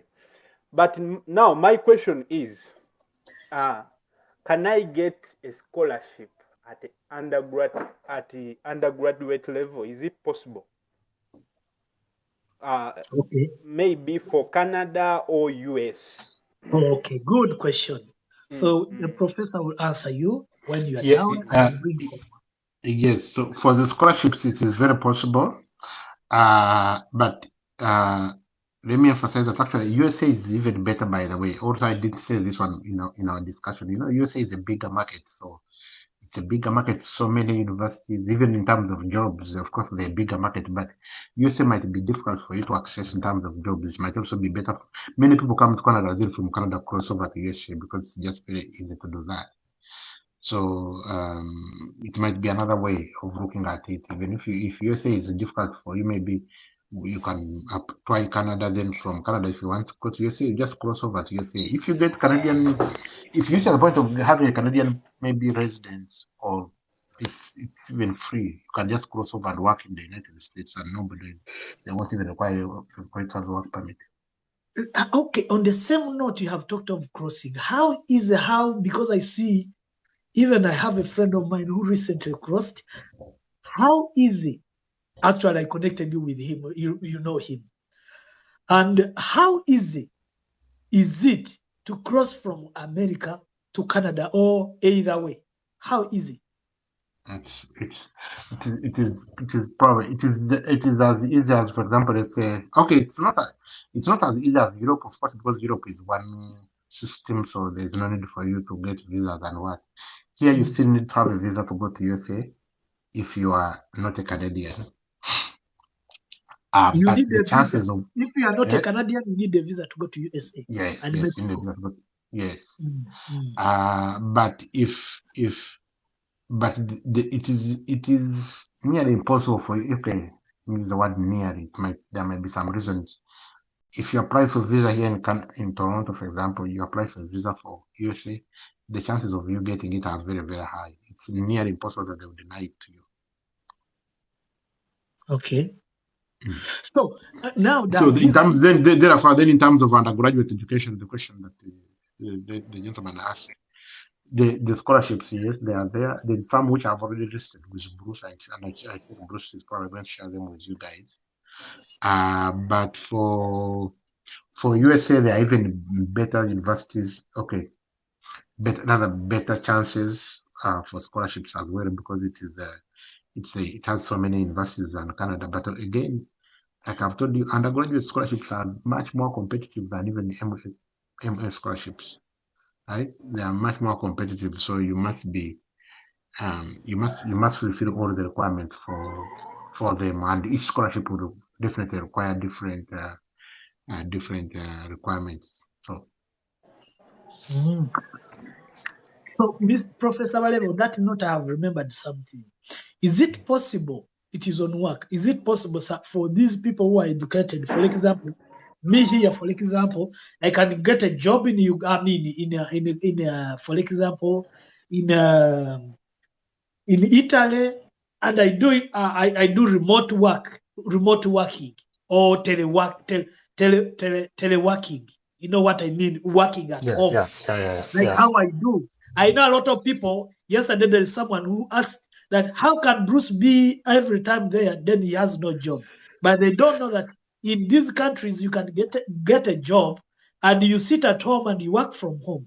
How possible is it, for example, my friend, my brother, who is a technician, and I have met a lot of Chinese who work in Europe. They're in China, but they do our job here. How possible is it for someone to be in Uganda with such skills and get a job in Canada for remote? you see, when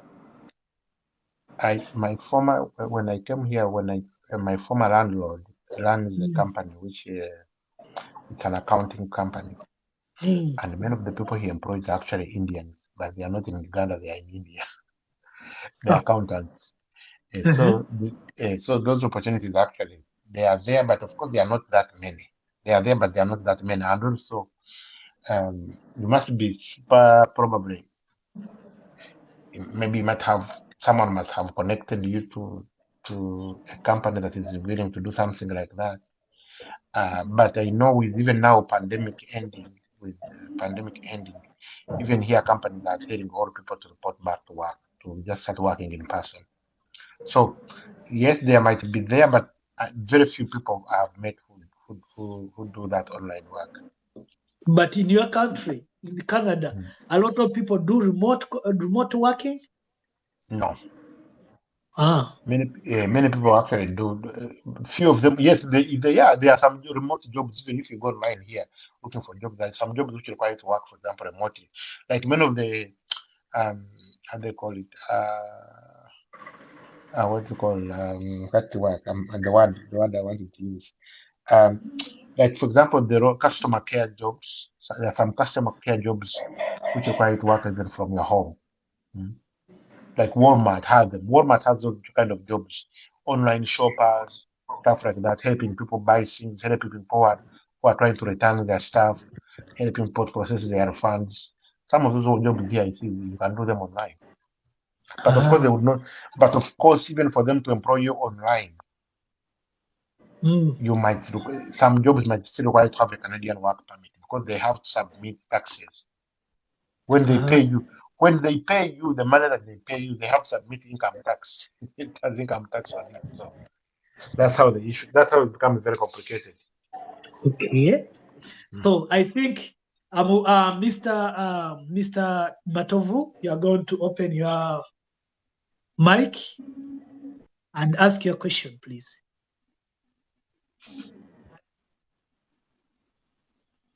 Mr. Matovu, I think Mr. Matovu today. And good morning, Professor. It's not. Yes, good morning.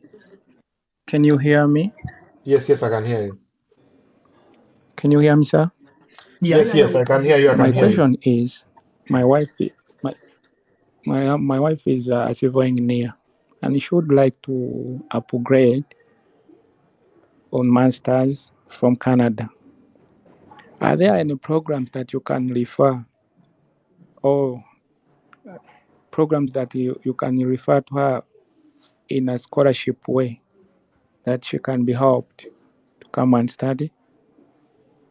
She did IELTS and she did credential evaluation. All those she finished, but she just need admission,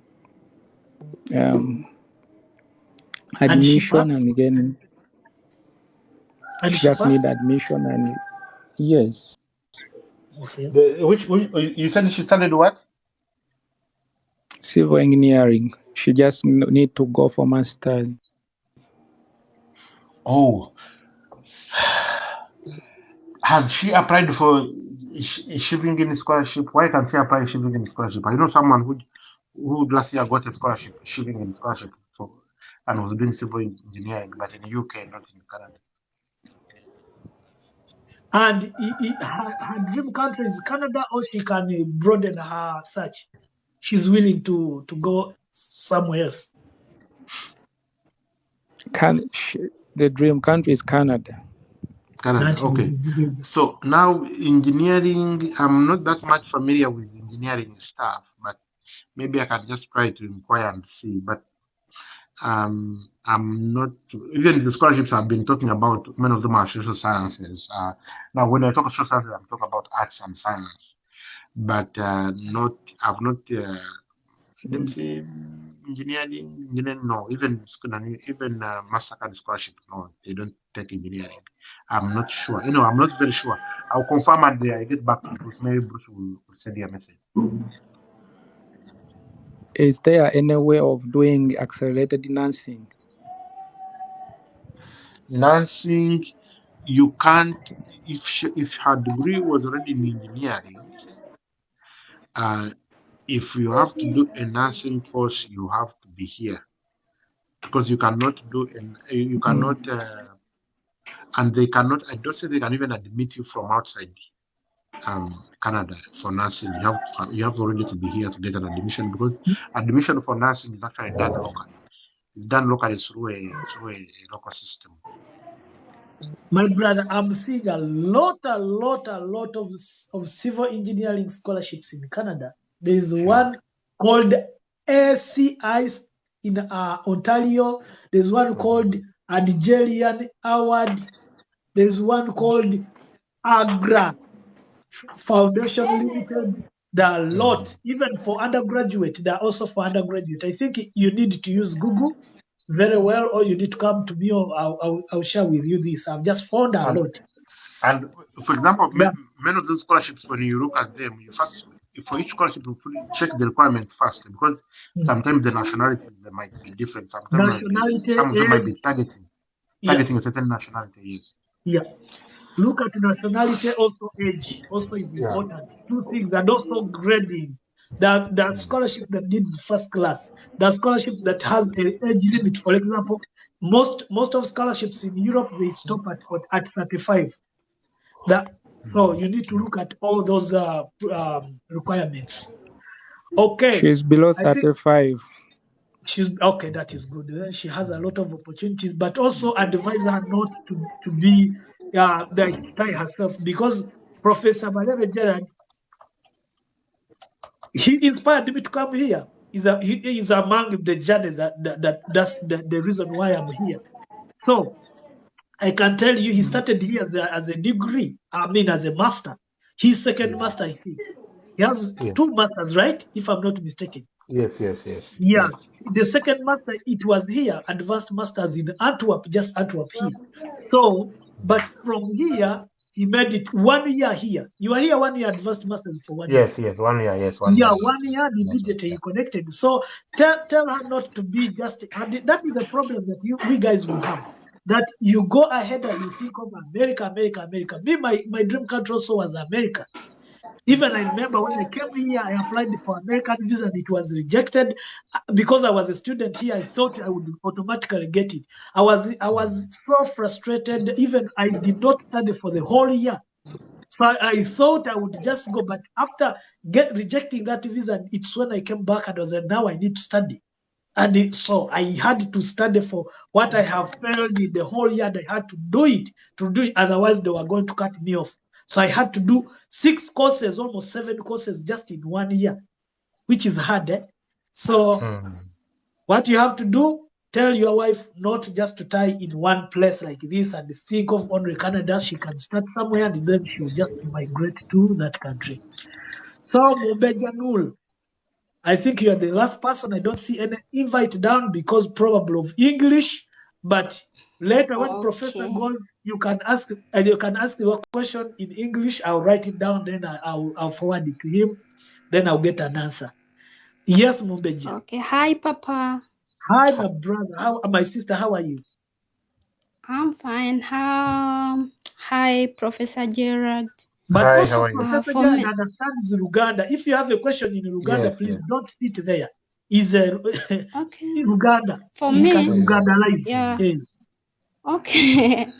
But I think now today we are in English. I can speak. I can also use English.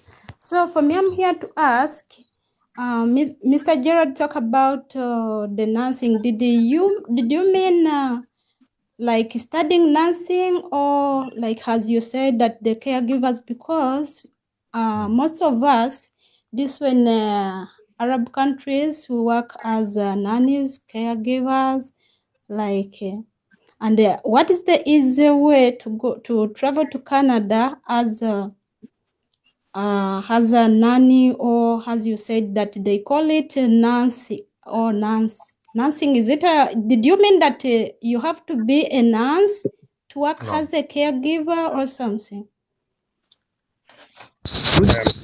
Okay, so no, what I was trying. Hello? Are we losing him? Okay, yes. People who work in hospital. Yes. We had lost you. Yes, can you hear me? Hello?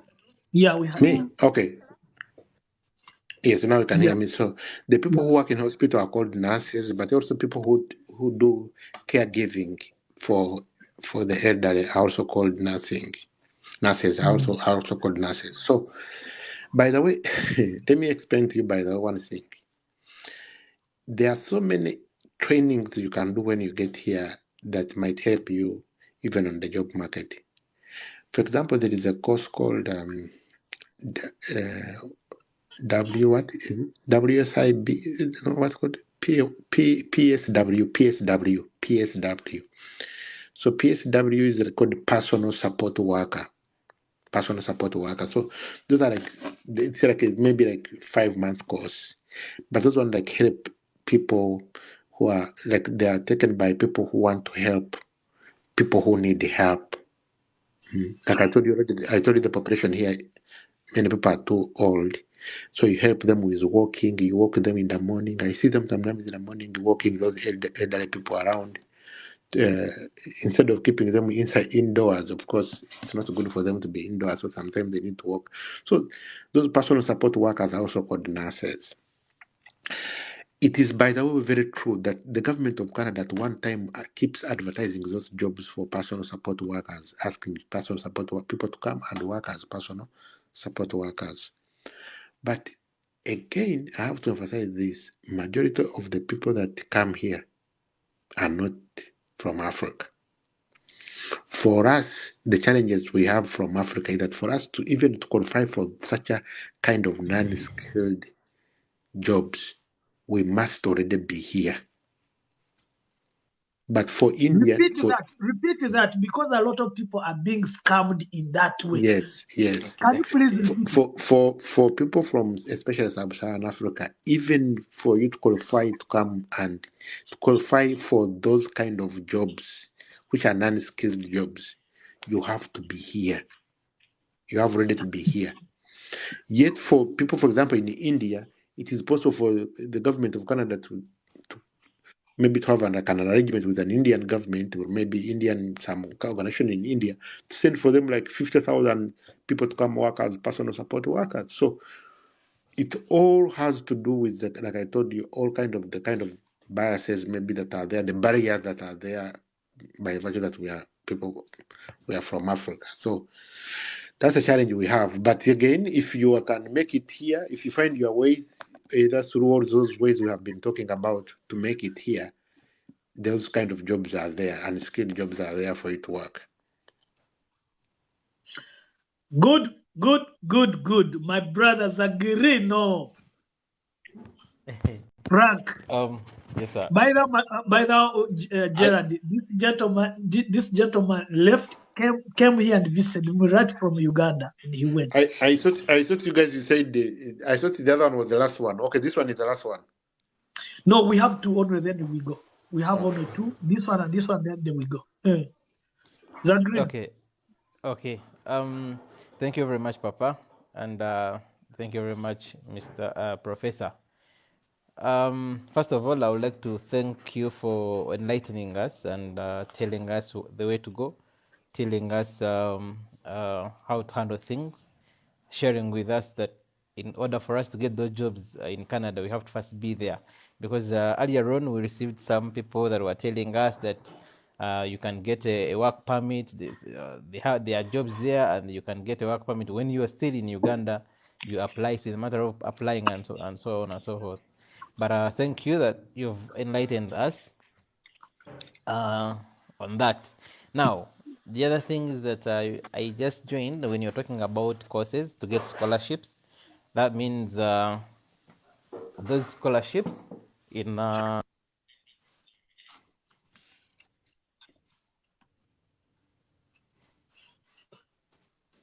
Can you hear me? Yeah, we can hear now. We had lost you. Oh, yes.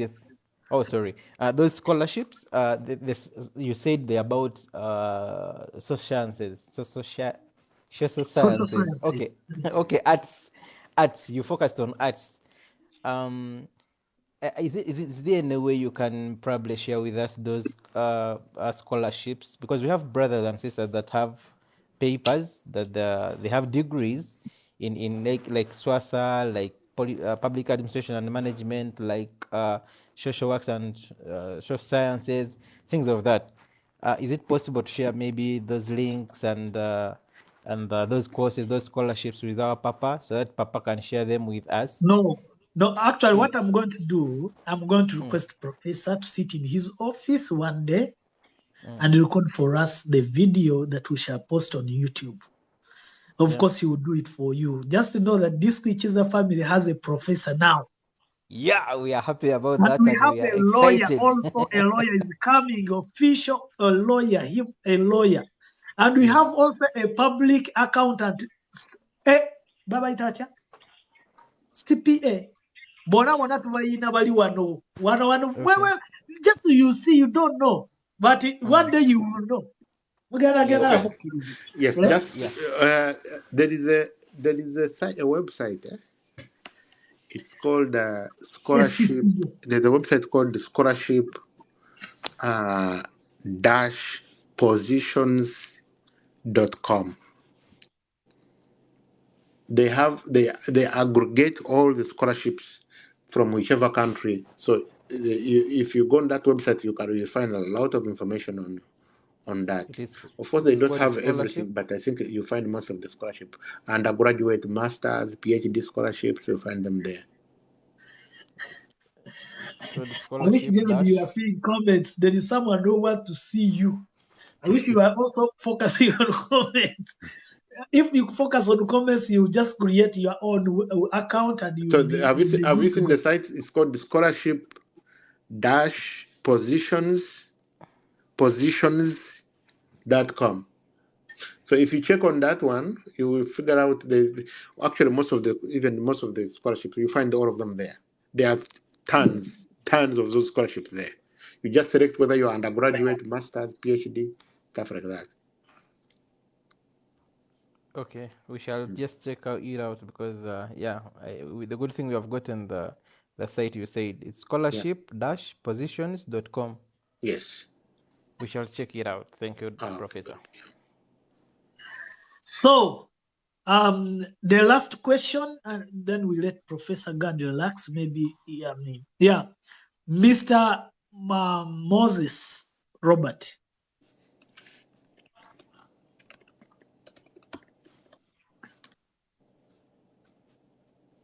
Hello. Mwasi y'omutya wa Ssebo. Pas bulungi Ssebo. Mwasi y'omutya wa Ssebo. Ndoza mumpulira. Tukuwulira bulungi. Tweyanza nnyo omulimu omulungi ogwo gwe mukola Professor ne Miss Papa. Tweyanza nnyo tweyanze. Era tweyanza Oluganda sirumanyi bulungi naye ngina kwogera ku Luzungu. Amanya gange I'm called Mteyuza. Right now I'm here in Qatar. I'm working as a cleaner. And recently, I think last week, I talked with the Miss Papa. I told you about a IRCC because I applied for a visitor visa. Yeah. And then I've heard you when you're talking about of it. Is it a scammer or it is okay? It will be true because they told me to inform. They sent to me a message whereby they are saying within 14 to 30 days they'll get back to you. They will send to me a email. The feedback. Now, as the professor has said, that some of them they are like scammers. Now, I should take what? Because they told me within 14 to 30 days, they will send to me an email. Now, I don't know. And the bad thing is, what I've heard, that I'm not in my country. First, wait. Okay. Let me first get your question very well. So, you applied for what? He applied for a visit visa. Through what? Yeah. Through is it IRCC? Through IRCC. IRCC, yeah. Yes. On their on their website?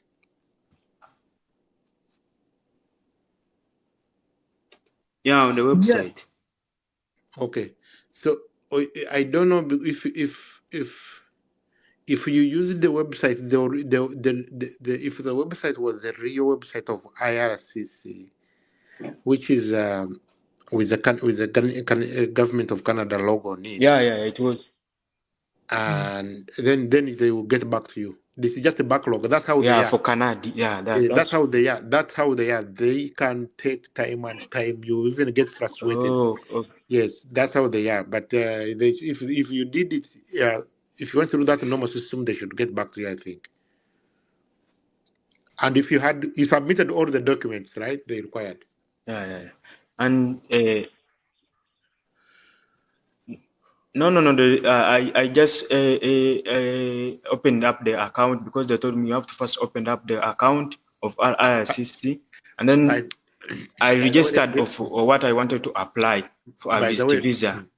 Okay, I get what you're saying, but I think if you did it on if it is a normal website of IRCC and it was not a scam, they'll get back to you. Finally, let me just say one more thing actually before we leave. So, do you know, you guys, you know that you can even leave Uganda?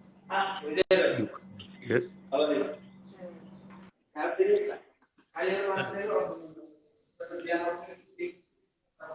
You can leave Uganda and come here as a Canadian permanent Yes, sir. resident. It is very possible. As As a permanent resident of Canada. How? Now, the way the Canadian government worked on the system here for you to migrate. You can migrate to Canada to here. It is very possible from Uganda direct. So they have a system which which is based on point. It's a point-based system. If you go online and say there is a tool called Come to Canada tool. You put in the information, they will give you the score, the estimate score of the points that you have. If you get if your estimated score can hit 450 and above, your chance, you just submit the application. Just submit the application. The chances of you being invited as a permanent resident are high. So there is a way they crafted that system. They give points on the age. For example, if you are below 35 years of age, you get point. You get a lot of points because they want younger people to come. If you have a degree, you get a point, but your degree must be either gotten from Canada, and if it has not gotten from Canada, you can send it for that evaluation. Like that gentleman said, who sent the wife of engineering, who sent her degree for assessment. You can send it for assessment, and then the assessment guys will tell that your degree meets the Canadian standards. Most Ugandan degree do meet the standards. And Most then degrees they don't, or they do? They do meet the standards. Yes. Okay. And so you get money for education. If you have work experience in Uganda, you put it there. You also get points for work experience. But again, let me emphasize this as well. If you have a relative who is here, you get also points for having a relative here. Hey. Yes. So actually, it gives you a lot of points for that. Finally, which other points do you get? English exam. You must do English exam. Those exams I told you about. Someone says that they had done IELTS. Yes, you can do IELTS. You can do another exam that is required around here. In fact, if you can pass all the English exam and get 10 out of 10, 10 out of 10, your chances of getting 450 points are very, very high. So, if you can, and some of you maybe are younger, you are not yet married. This is a time for you to explore the world. If you can, because if you are married, you have a family. Sometimes it becomes too much. You start thinking of, okay, my family. How am I going to leave my family? How can I relocate with the family? So the responsibility becomes too many. But if you are still alone, but in your early 30s, and it is easy actually for you to relocate and you start your life afresh here. And that's why they give you points for your age, for age bracket. So if you are 40, they also give you points, but the one for age reduces. So the points goes on reduces as you go old. For example, if you are 40, you can get maybe like 80 points, but if you are like below 35, you get like 100 points. So you guys, that's another system you can check out, and it's very, very important, especially for you are professionals, to try. And I know a couple of Ugandans who have actually been successful with that. Professor Bareebe, do you still have more like 4 minutes? We answer to these people, because I rarely don't want to leave someone down, because that person. It is already. We started at 3. It is already now 6 a.m. here, and I need sleep. Please, let's give 2 more minutes, but please ask very short questions, because short question. Bwambere. Okay, thank you. Bwambale Edwin Drake. Confirm you can hear me, Professor Yes, and yes, Bruce. yes, yes. Yes, Just yes. ask your question. Yeah, Professor, I'm asking, I already got a partial scholarship at American University, and I also got a student loan approved. So I would like to know, when I'm going for my F1 visa interview, how much money they would need to be on my bank statement in case they would want me to have some money on my account. Does it have a minimum balance I need to have for me to qualify to be given the F1 visa? Thank you. Thank you. You said it was at American University. Which university? Kogod Business School, Where is it located? Washington, D.C. So I think for that one, for the American system, so the balance, so they give you a 50% scholarship. The other 50% you are willing to pay to yourself, right? Yes, I got a student loan that caters for all my costs for the whole year. So I was wondering whether I can need more money, whether the embassy needs me to have more money as So upkeep. the student loan you got it in Uganda? Still, it is American. Oh, then you don't. You then Then you know. then for the bank account actually then the balance on the bank account might not be much of an issue. Just what about the cost of living? It is also catered in the whole cost. That's why I had to go for an additional loan. The loan covers all that. Then they might probably need maybe the proof of loan and the scholarship might be enough to get for your visa. But if you have money, the more money you have on your account, the better. I know some students who transfer money even here. Also, you can follow Aine Power. You can follow Mr. Aine Powers one. Also, probably he can be of Can of advise, help. yes. Yeah, he's there. He's But called Mr. Aine. generally, if you already have a loan approved, the student loan approved, you have Easy. a partial scholarship approved, Mm. then you should not worry about the visa. You should definitely get a visa. Yeah. In terms of your bank account, your bank balance, because it's not such a now a big issue, given that you already have tuition and the other cost of living covered. But the amount of money you have on the account really would vary. It wouldn't. It's not. For now, I think it's not a big deal. If you Yeah. didn't have the other one, I would have to say, oh, definitely you must have like maybe 25,000 or 30,000 Yeah. money that can pay your tuition fees and then also cater your cost of living. But if those ones are catered, those are the two most important things when they are going to give you a student visa: tuition and the cost of living. Who is covering them? Good. So that's why I don't always want to leave someone, because someone could be having a very touching question. To you guys who have missed Professor Bareebe, please go to our YouTube, Kuichiriza Bruce Chris, subscribe and follow. Please, you have missed a lot. We started on 70. We went even almost to 200. So it means you have lost a lot. Go to that YouTube and learn. I'm sure you not stay the way you were before. Okay. Okay. Robin, 1 minute, please. Robbie. If you are not, then I'll put you down. Mr. Zagrino, you have a second question? Yes, sir. Yes, sir.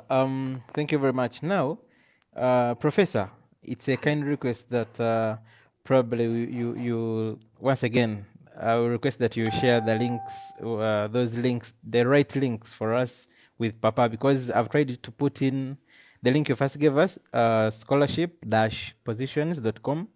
It was telling me site can't be reached. And Really? then, yes, it was telling me that.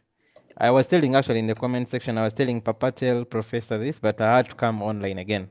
Then But the how second come for link, me? How come for me it has opened on mine? Bruce, it's not opening on your computer. Let me try. What is it? on Scholarship? scholarship Scholarship-positions.com. Dash position positions Positions. positions. .com. Okay. .com. Let me see. It is opening. On my side, it's not open, but it's okay, Papa. Okay. You will share the link. Now, the second link, once again, when you put in when you put in come to Canada tool, it takes you to different third party. Yes, there is a one. There is a one on.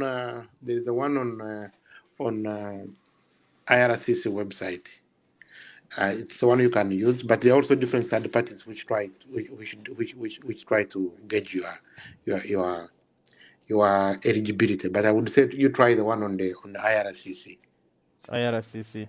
Yes. So because this one is under Michael Bam. But they all use Associates. they are the ones from third party. They have also all of them using the same information from IRCC. But you can use the official one.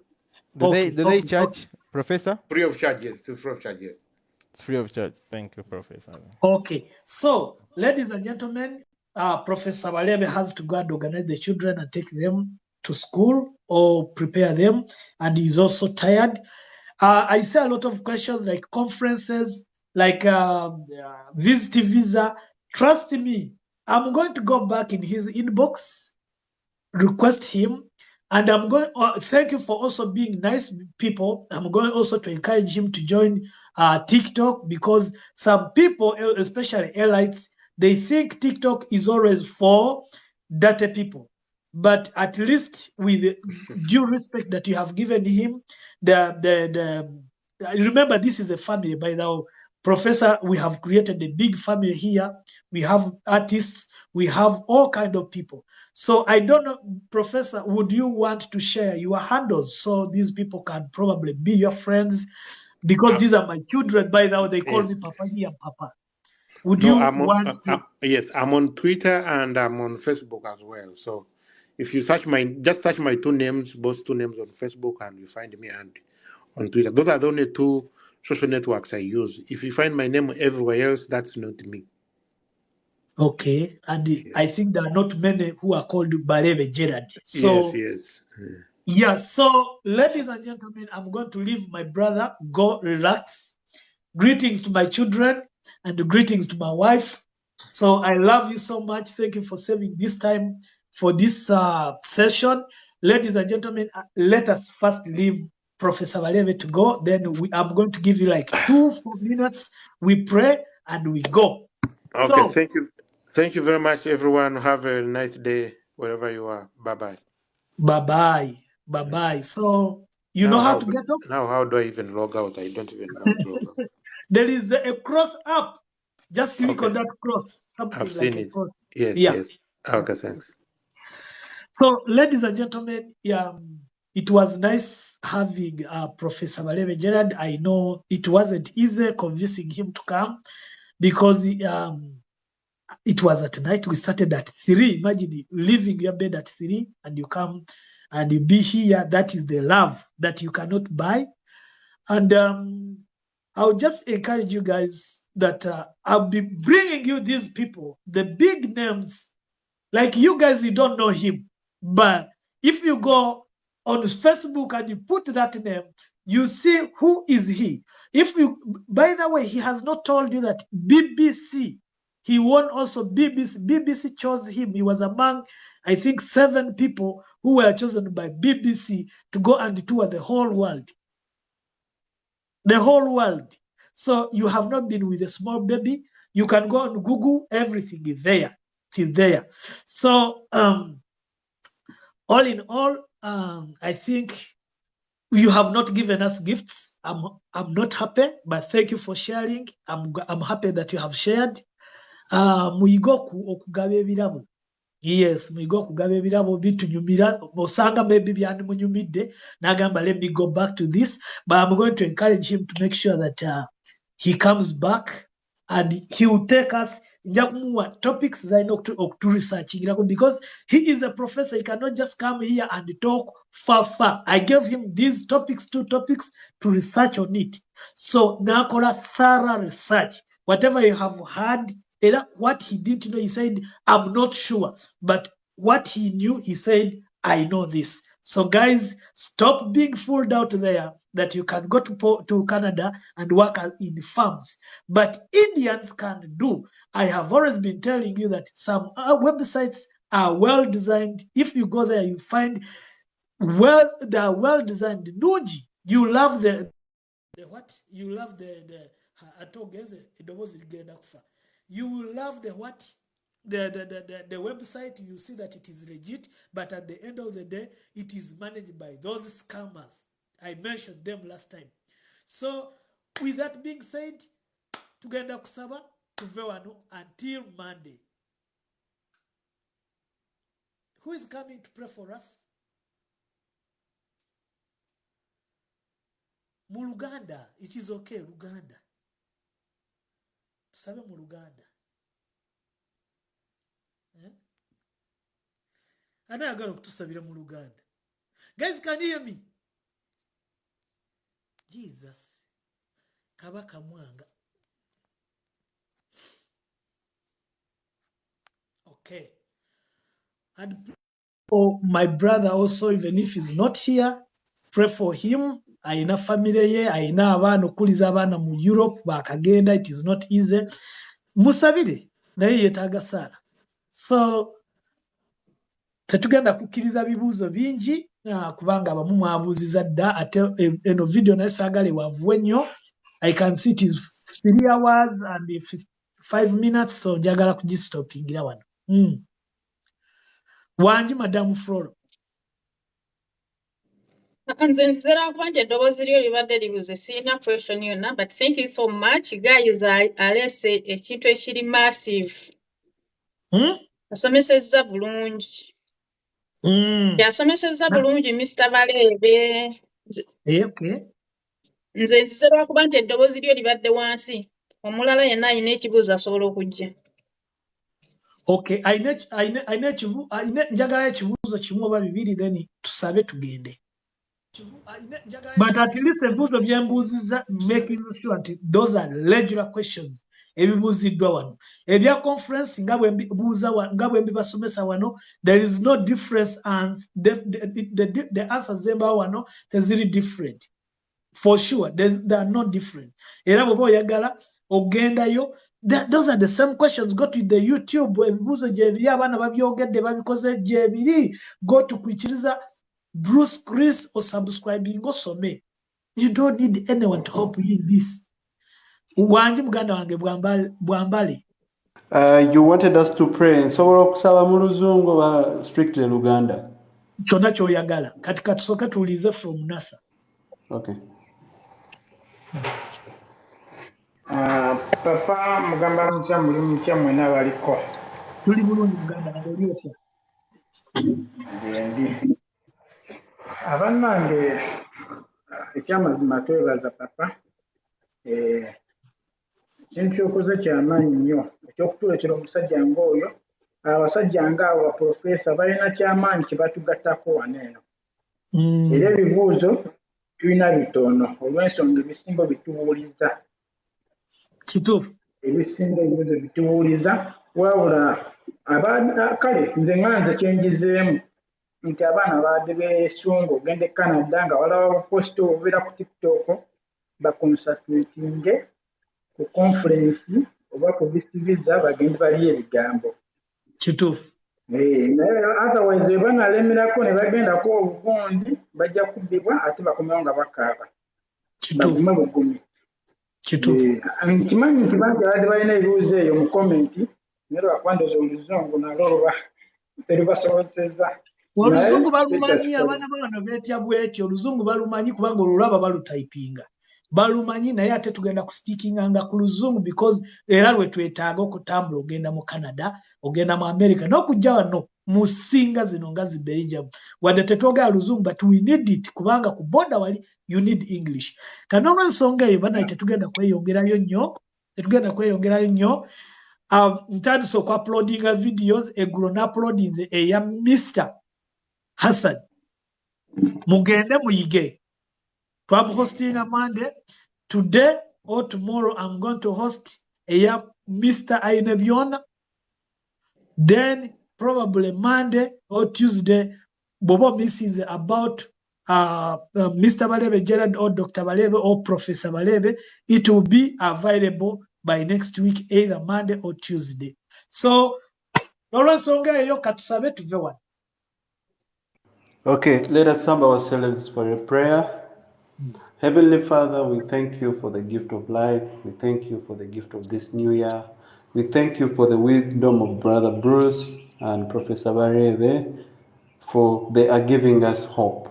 Lord Father, we pray, let this year 2023 be a year of breakthrough and be a year of winning. We pray all this in Jesus' name. Amen and amen. And I'm not going to continue from here. I'm going to say thank you for being here. Thank you for sharing, and thank you for good comments. I've not seen bad comments. I've not seen anyone abusing. Thank you so much. Kuichiriza Family Unlimited. Let's push it higher. Let's be an example to everyone. Big up to our brothers and sisters who are also doing the same job. We love you so much. I sign out. Amen.